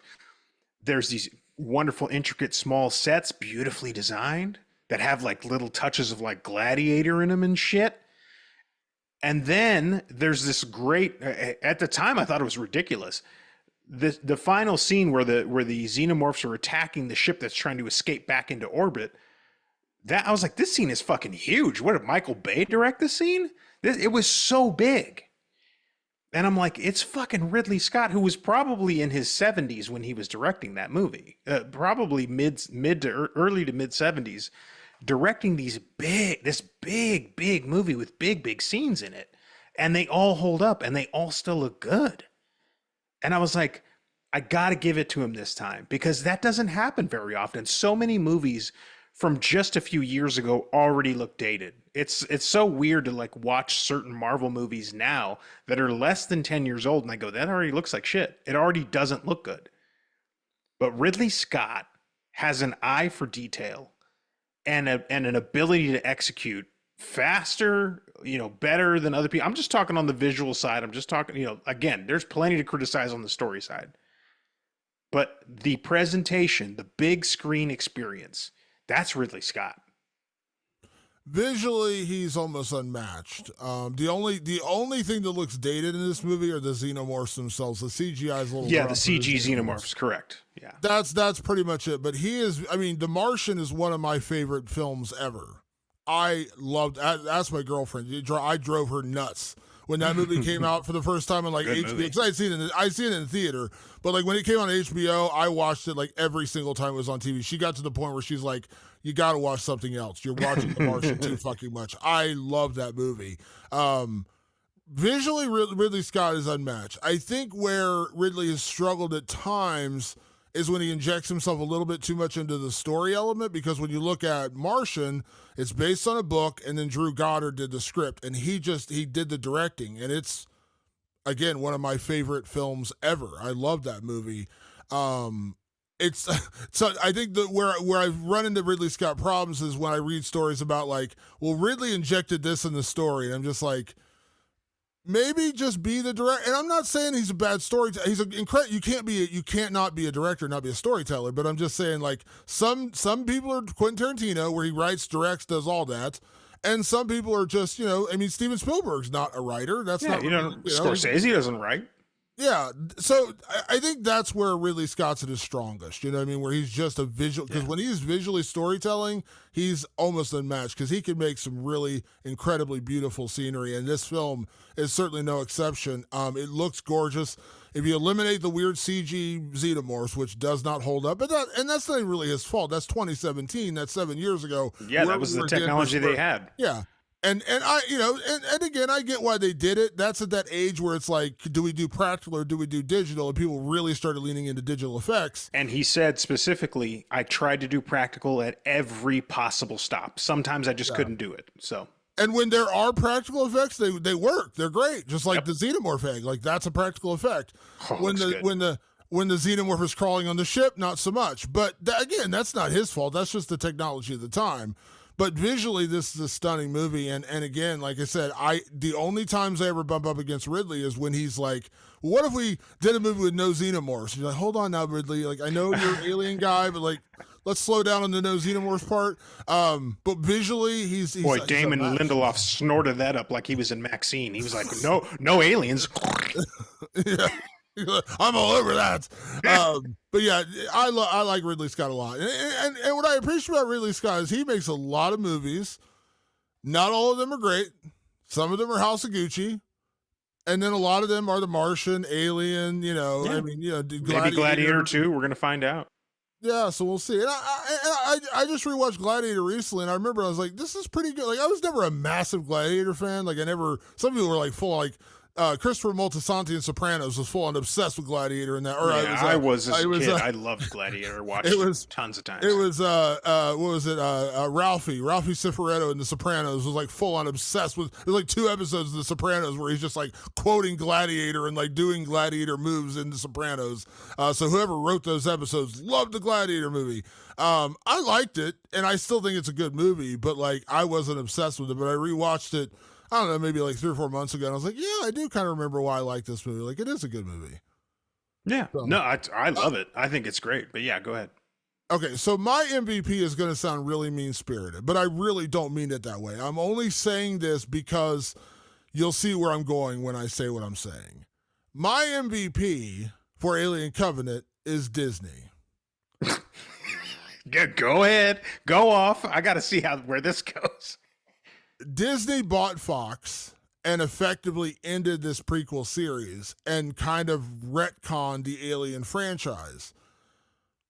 As much as I've now grown after a new viewing and be like, Covenant's not bad, especially the second half. Like, it's actually like, We're going to do our ranking when we do our wrap-up episode. I'll tell you ahead of time, not to spoil anything. This is going to finish way ahead of Alien Resurrection. I'll tell you that ahead of time. This isn't a terrible movie. It's actually pretty decent. Again, it's two halves. First half's pretty bad. Second half's pretty good. But the muddled, weird decision-making and storytelling where we're sitting here trying to explain things. It wasn't LV-426 and it's a whole other offshoot. It's kind of an origin story. It's kind of not an origin story. The fact that Disney bought Fox and just said, you know what, we're just going to kind of end it here and just move on. And then they let it kind of die down. Everyone kind of forgot about Prometheus, forgot about Alien Covenant. And then they said, hey, Noah Hawley, you made a pretty fucking amazing show with Fargo and Legion, which is a criminally underrated show. So good. How about you do an Alien TV show for FX? And Fede Alvarez, you made one of the best Evil Dead movies since Sam Raimi made Evil Dead 2, and you made a scary Evil Dead. There's nothing comedic about his Evil Dead. It's fucking terrifying and bloody and just vile in a good way. Why don't you go make an Alien film? Now, I know this is not Bob Iger who's hiring Fede Alvarez. He has people. And I used to work at Fox, to be clear. Like, I worked at Fox with Dana Walden, and who is now the boss at Disney, basically the film division. I assume she played a role in hiring. But the decision to just move on and then restart it now, that's why I say Disney's the MVP, because even though I don't bump up against this movie nearly as much as I did, 7 years ago, I don't know that I really needed more of this story. Like, it's already such a muddy mess at this point. Like, I'm just cool with it being David going off into space to create his weird alien race of whatever and just being done with it. I'm way excited about Alien Romulus. I'm way excited about Noah Hawley's Alien series.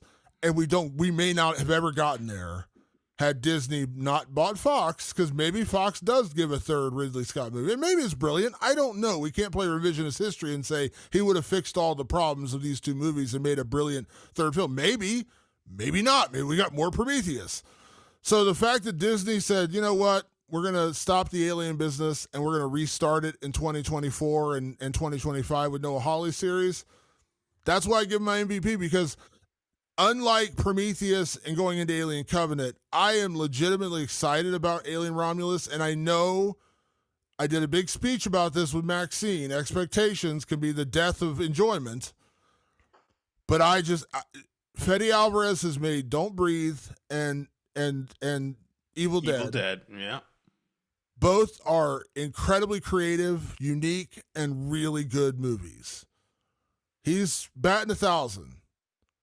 The trailers, I know you hate trailers, but the trailers for Romulus have been awesome. Yeah, they have been. I just have a hard time believing Romulus is not going to be, at worst, a pretty good movie. Maybe I'll be wrong, and I'll be honest. If it's bad, I'll tell you it's bad.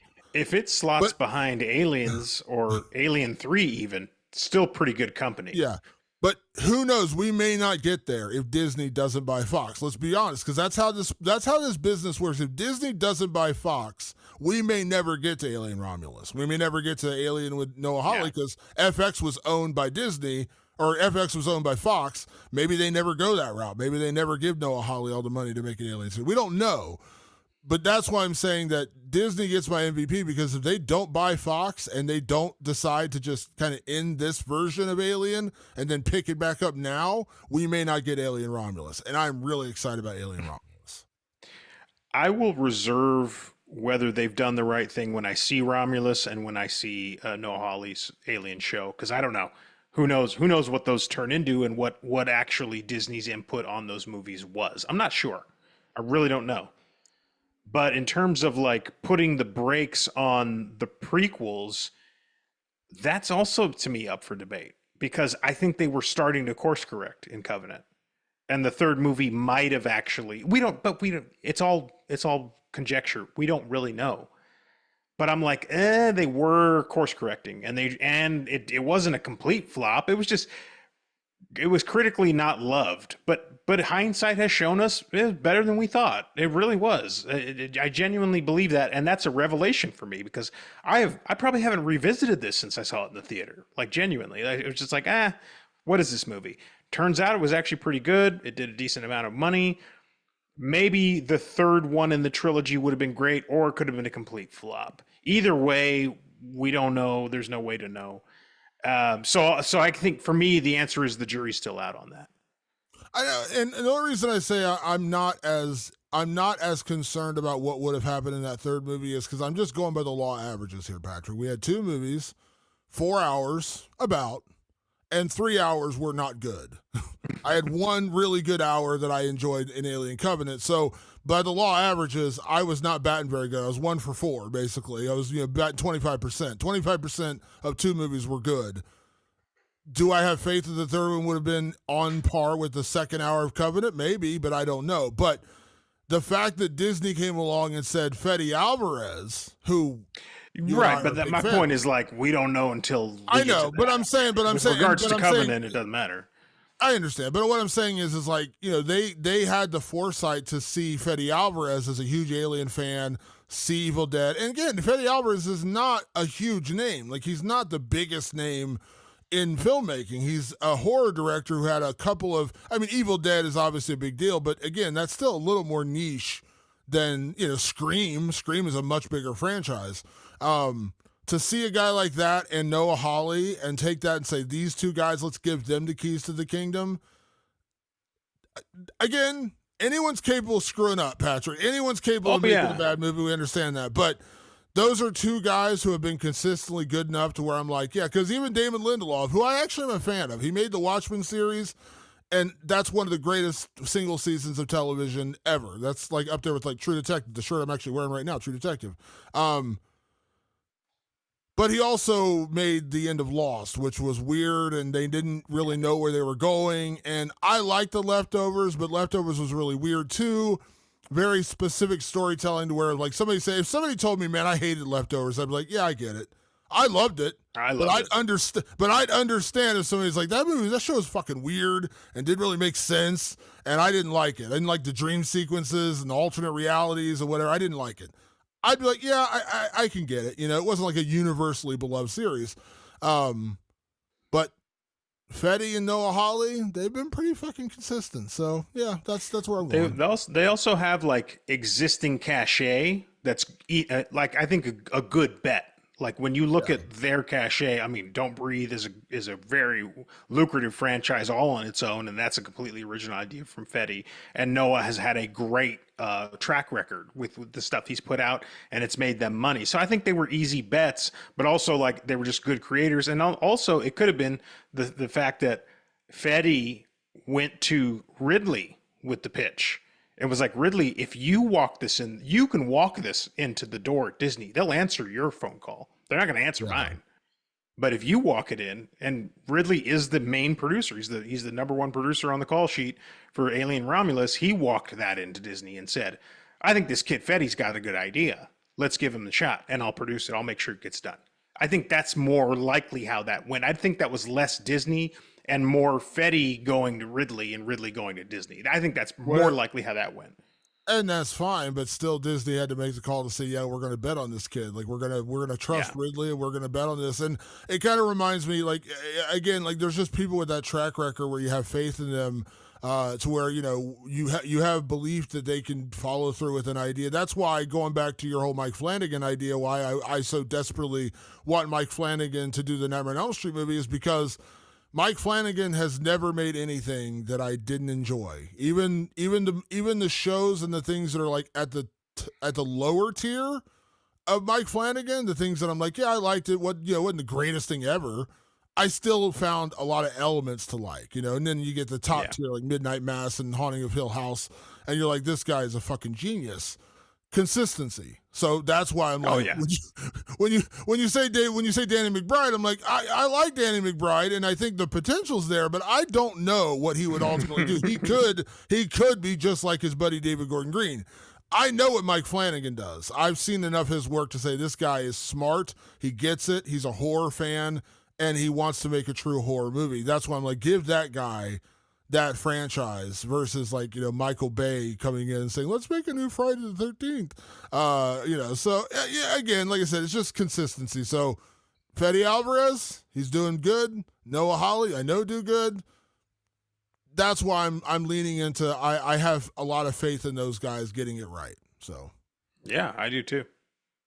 Let's talk about best scare, Patrick. We actually mentioned already, not to like bury the lead in our final category, but about an hour in, this movie really does become a horror film, which is awesome because that's what Alien was a horror film. It was a terrifying horror film.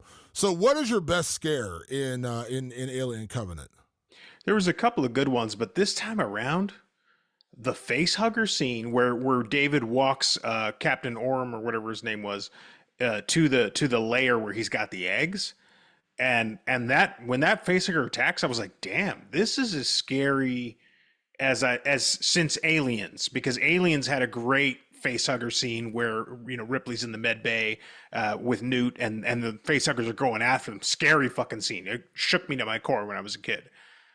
This scene, I just didn't remember how great it was, and I was like, this has the same viscerality of like these skittering little nasty bugs. I don't want them anywhere near me. Like, they are terrifying, and very much like this scene is much better than it was in my memory. It didn't even exist. So just seeing these fast ass fucking facehuggers going everywhere, it gave me a great thrill. It was more of a thrill than a scare, but it was still on that level. Like it brought me back to kind of the med bay scene.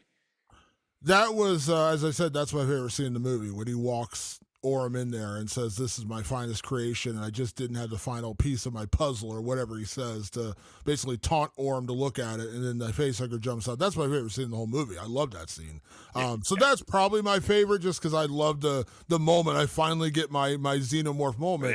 But I think just a little bit later, the other one that I really liked in there was when the Xenomorph eggs have hatched and the one attacks Damian Bashir's character. And it literally attaches itself, wraps it around his throat, gets a hold of his face, and the other guy comes over and actually saws it off. The acid comes on his face, burns his face horribly bad, and he's able to rip it off. And you're like, oh, he got it. Like, he got out of there. He got away with it. He didn't get infected. He didn't get the embryo. And then, of course, later in the movie, we find out it actually doesn't take very much for this thing to basically like shoot a egg down into your stomach from that weird projectile thing in there. The only difference we have to imagine, which goes back to my whole question, the whole gestation period, which still doesn't make sense. Yeah, that's still a problem. My whole idea is that like the facehugger, the reason the facehugger stays on for, in theory, with like Kane, we have to imagine was like 12 hours or something like that from that, is just the protection of making sure the egg finds a home and then it falls off and dies. Because once the egg starts to grow, it's like it gestates, and the creature, the facehugger, realizes that its egg is being fertilized and it's going to grow. Obviously, that thing, the facehugger in this scene, gets pulled off and dies, but it had already planted the egg. It just didn't have the time to stick around to make sure it survived, but clearly it did. But that scene is pretty harrowing when it jumps on him and you're like, oh, well, he's fucked. And then they cut it. The acid comes out for the first time. We get the acid. Oh, my God. And he burns his face and everything. Yeah, I really liked that scene. That was the other one. Your scene with Orm's probably better, but that's the other one that I really liked, with the facehugger. I just don't remember the facehuggers going as hard as they ended up going. Like, so I think it's cool that we both had the facehuggers for the scare, because they go hard in this movie. It reminds me of the Alien Romulus trailer where he goes, "There's something in the water." He goes, "What?" And he goes, "There's something in the fucking water." And then the fucking facehugger comes jumping out at him. Oh man, lots of facehugger action in those trailers. Facehuggers aren't big, but they are terrifying. So they really are. Something in the water. Let's talk about best gore. This isn't a super gory movie, honestly, but there's a couple of moments here. So what was your best gore in this movie? It has its moments, and one that was, of course, spoiled in the trailers, and probably the most iconic, I think, moment that everybody remembers from Alien Covenant, and that is the backburster scene. It's part body horror, which is great, because I think Alien at its core is a body horror franchise. Whether it understands that as itself or not, the idea of being infected by these things is terrifying and then ultimately horrifying and disgusting. And the backburster scene, I wish it wasn't in the trailers. There's kind of like pieces of it in the trailer, but you know it's coming. If I didn't know it was coming, it's this really great scene where you know the guy's coming back sick from the fucking spores again, weird. But then like at one point his back kind of like explodes like half explodes, and there's these like boils kind of like roiling up on his back, and you're like, what's even happening right now? I don't quite understand it. And then she goes to like hold him, which again is a stupid move, but she's trying to like kind of maybe stabilize him a little bit. And then ripping out of his back comes this Xenomorph. It's so gory and so nasty. And it might, I mean, up to that point, could have probably been the most horrific scene in the franchise, I think. I mean, Alien Resurrection has some pretty hardcore gore scenes, but let's be honest, it's a forgettable movie that no one really cares about. So within the Ridley Scott era of Aliens, Alien 3, and now Prometheus as its prequel, and Covenant, this was a really horrific scene. It's just so bloody when that thing emerges from his back and kind of spills onto the ground, and its amniotic sac is dripping off him. The guy flops back, and blood and gore is just pouring out of him. I was like, damn, this fucking scene goes hard. So that is truly the best gore in this movie, especially my favorite moments when he flops backwards and he just goes limp. That's pretty hardcore. It's hardcore. But I even though I really hate the whole dumb slipping on the blood thing that happens like 5 minutes later, going from there to the alien attacking the woman, Carmen Gojo's character, where it just jumps on her fucking face and starts ripping her apart, that to me is like the other half of this scene that's gory. When it just jumps on there and she kicks it away at first, and then it just jumps on her face, and it turns into Face Ripper Monkey. Like, it's just full on just ripping her face off, and it just turns into a bloody mess. And then by the time the woman on the outside makes the dumbass decision then to open the door and point the gun, it's already just blood city in there. And it's a combination of the dead guy and her now dead friend. And it's just the great combination of those two scenes where the entire place turns into a bloodbath. But I just love that scene of the alien just like clawing at her face, and her face just becoming a giant, horrific, bloody mess. I think that's like the continuation. It's like one big scene of gore. Oh, yeah. And then, you know, shout out to this other scene that I totally forgot about, which is there's another infected guy coming back from their little mission, and he has a mouth burster, which I totally forgot. Right. And like, I had to watch it twice because I wasn't able to finish it in one sitting. So I went back like a few minutes and I watched the mouth burster scene twice. It's so fucking nasty. Like literally, like the guy starts convulsing and they're like, what's going on? They have no idea. And then blood starts spraying out of his nose. I mean, like someone turned on, like opened up the ducts at the dam. Blood starts spraying out of his nose. And then this whole fucking mouth burster comes all the way out of his mouth. And I was like, damn, I didn't even remember that from my first viewing. Like, you think you'd remember all those major moments. The mouthburster scene is up there. It's not as super gory, but the idea of the blood just fountaining out of his nose as the thing erupts from his mouth, still pretty fucking badass.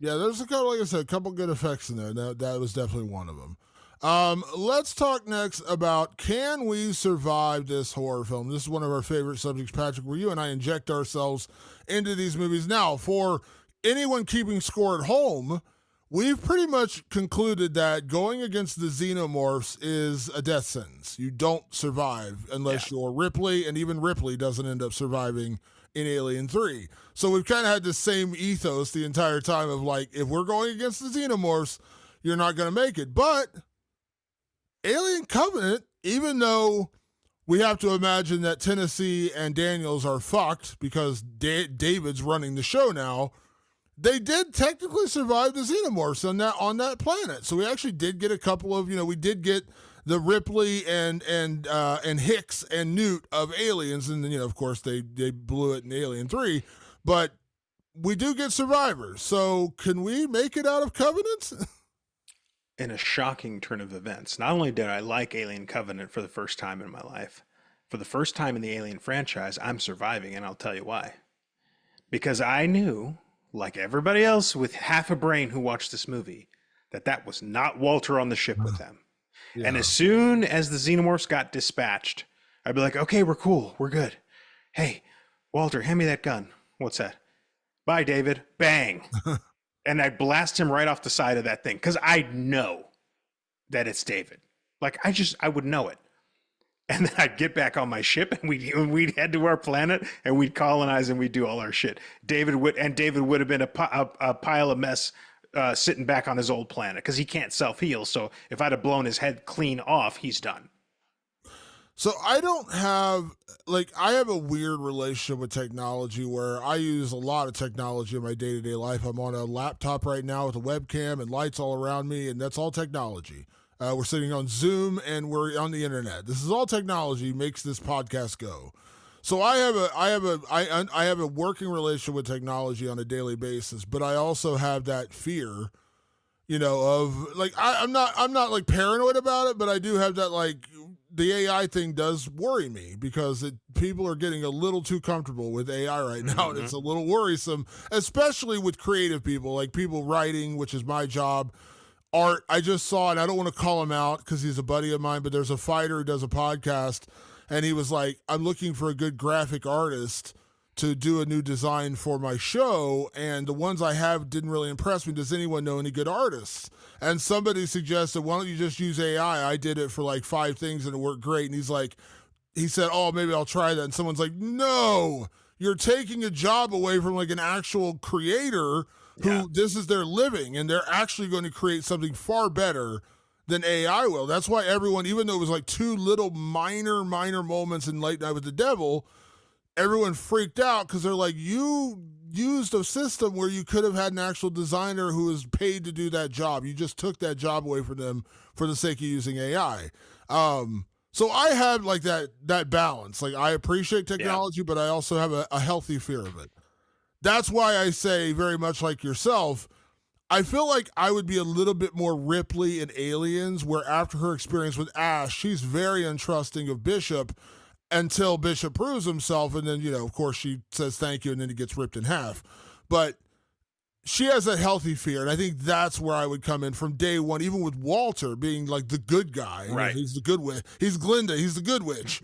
I would still be like, I don't trust the good witch. Like, I don't fully trust this humanoid thing with my life. Like, I understand I have to trust to a certain extent because it's like a 14-year journey to this planet, and I'm going to be sleeping for most of it, so I have to trust this thing to run the ship. I get all that.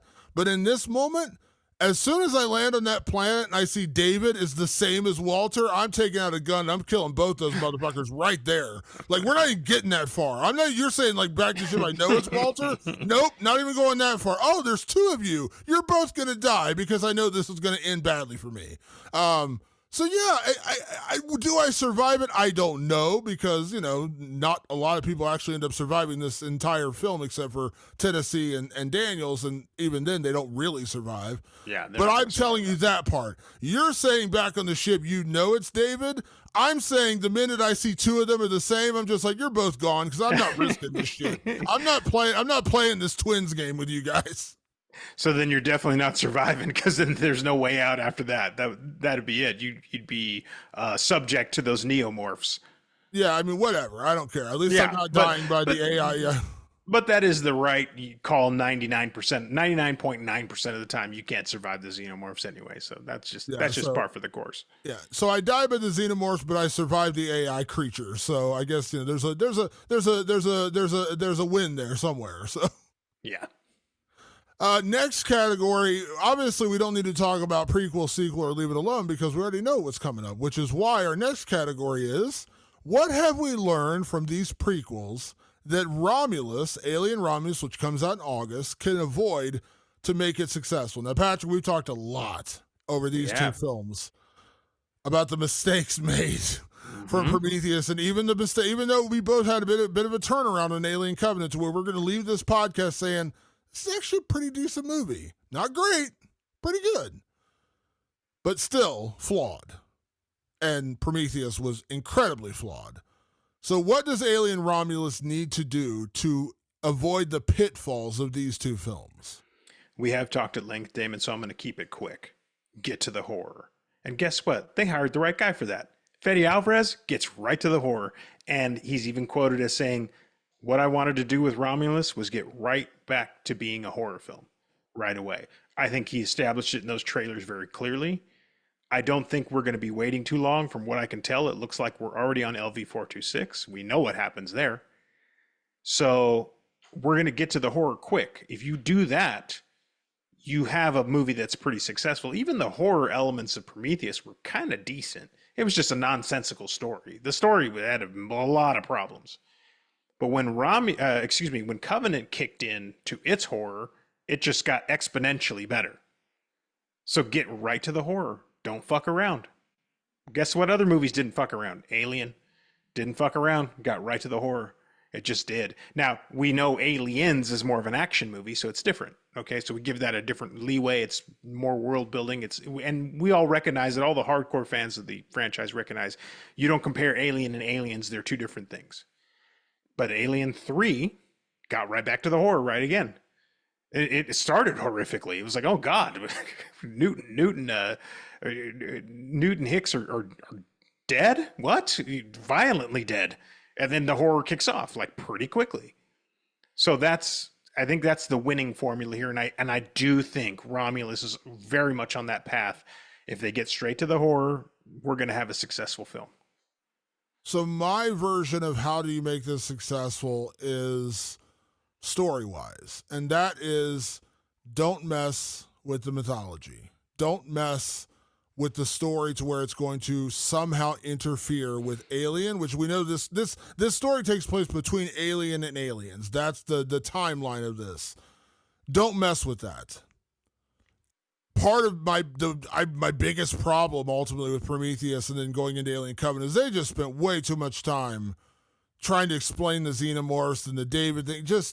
It just got way too complicated, and I didn't need all that. Part of what made the Xenomorphs so terrifying is we didn't know about them. We didn't know where they came from. We didn't know what their purpose was. We just know when they're around, you have a real low likelihood of surviving.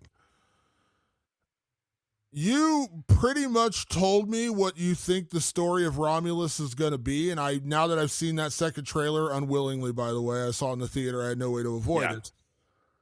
I agree with you that this is an extension of LV-426, which is the planet they land on in Aliens.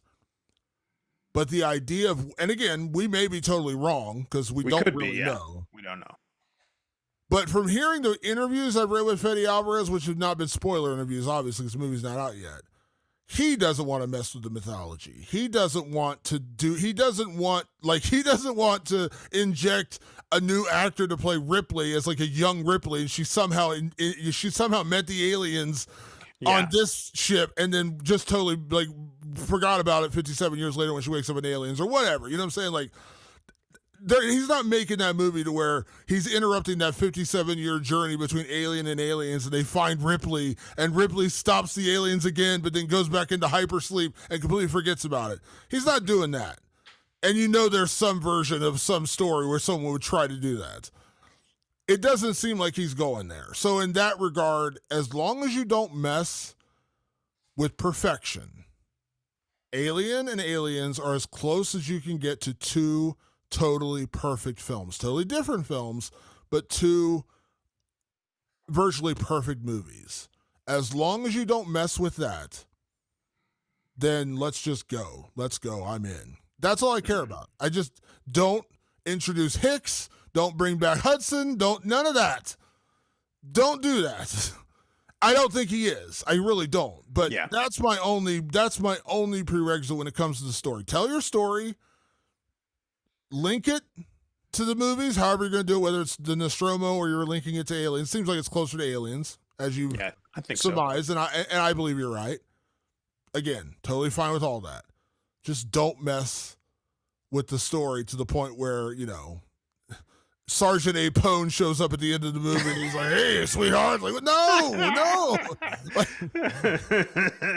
I don't want any of that. I don't want that. I don't want that to be. I do love Sergeant A. Pone, though. To see him again would have been a joy. Sadly, we lost him, but yeah. But you get my point. Like, I don't want that. Like, that's so story. As long as you don't do that, I trust in Fede to do the horror part. He knows how to do horror and do it really, really well. And the trailers or any indication of this movie, I'm in. But yeah, just I don't need Bishop to pop up again, or just let's not go there. Like, let's not. I understand fans. That's what we said. The danger of fan service. Like, I don't think he's doing danger. I don't think he's doing that, though. I really don't. I don't think we're going to see the end of the movie and the door's going to open. It's like, hey, I'm Bishop. What's going on, guys? Like, no. Winona Ryder's character is going to return, and she's like, hey, what's going on here? Like, that would be an egregious mistake to bring Winona Ryder. I love Winona Ryder. Don't bring her back. We don't need to. We got to pretend like Resurrection never existed. That's the one that really needs to be canceled out of the entire franchise. But who's to say, Damon, that at the very end of Alien Romulus, those doors don't open and a mystery man comes in with a cloak and flips it off, and indeed it's David. He's back. I will leave the theater and I'll come back here and give it a 0 out of 10.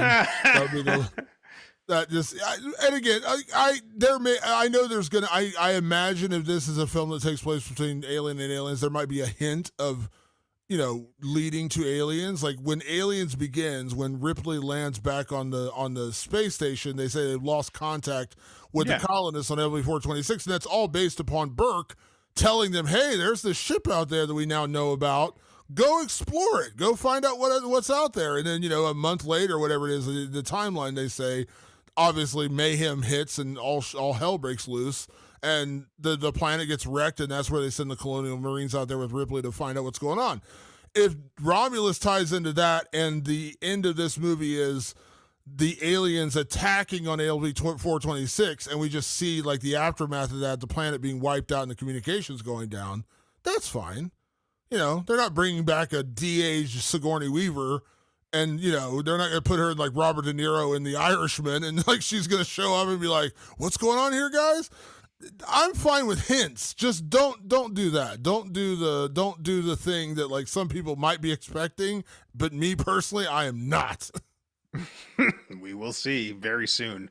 Yeah, it's crazy. We're about to wrap up the Alien franchise with a brand new movie. That's quite a treat.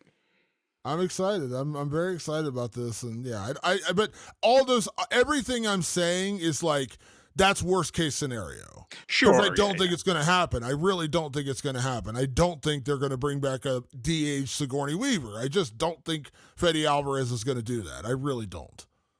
If anyone was going to do it, I'd be happy for it to be him, but I don't think that's happening. Yeah. All right, Patrick, last category as always. Is it scary? We kind of answered this a little bit already because this really does turn into a horror film about an hour in. So, Alien Covenant. Is it scary?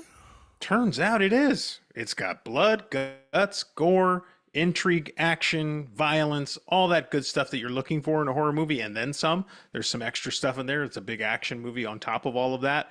Turned out that scary was what the prequels needed, and Alien Covenant gives it to you. Yeah, first hour, no. Second hour, 100%. It turns into a real horror movie.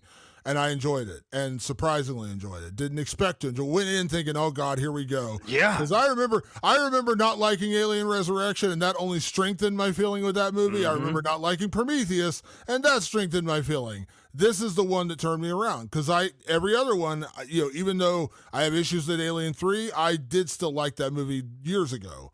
Obviously, Alien and Aliens are on their own category, but I remember not liking Alien Resurrection. That did not change my opinion. Prometheus certainly didn't change my opinion.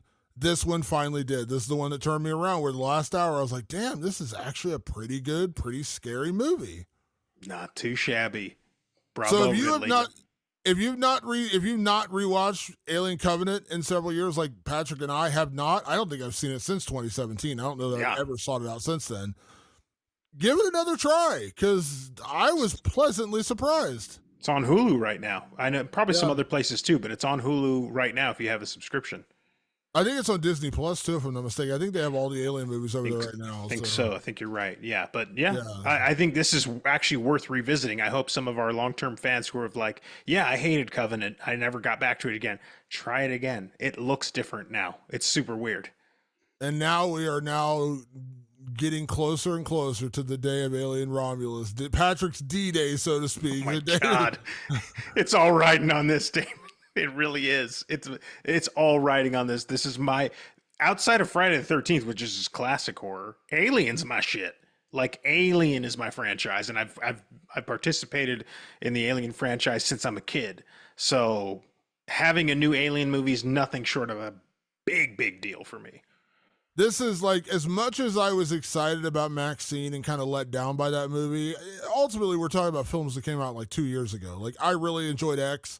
I really enjoyed Pearl, but I wasn't as invested. That would be akin to the Nightmare on Elm Street thing for me. Like that and Scream. You know, Scream's a good example of that for me too. Like, every time they've done a Scream movie, I always go in like, oh God, please get this right. And while Scream 5 had issues, I like Scream 6 more. Both were ultimately pretty good movies. So yeah, I'm fine with it. So yeah, let's see how Alien Romulus does. All right, folks, that's our episode. Make sure you tune in to the show each and every week on all your favorite podcast platforms, Apple Podcasts, Spotify, and of course over on our website, rewindofthelivingdead.com. Questions, comments, movies you'd like us to review, hit us up on social media. Just search Rewind of the Living Dead on Instagram, Twitter, or Facebook.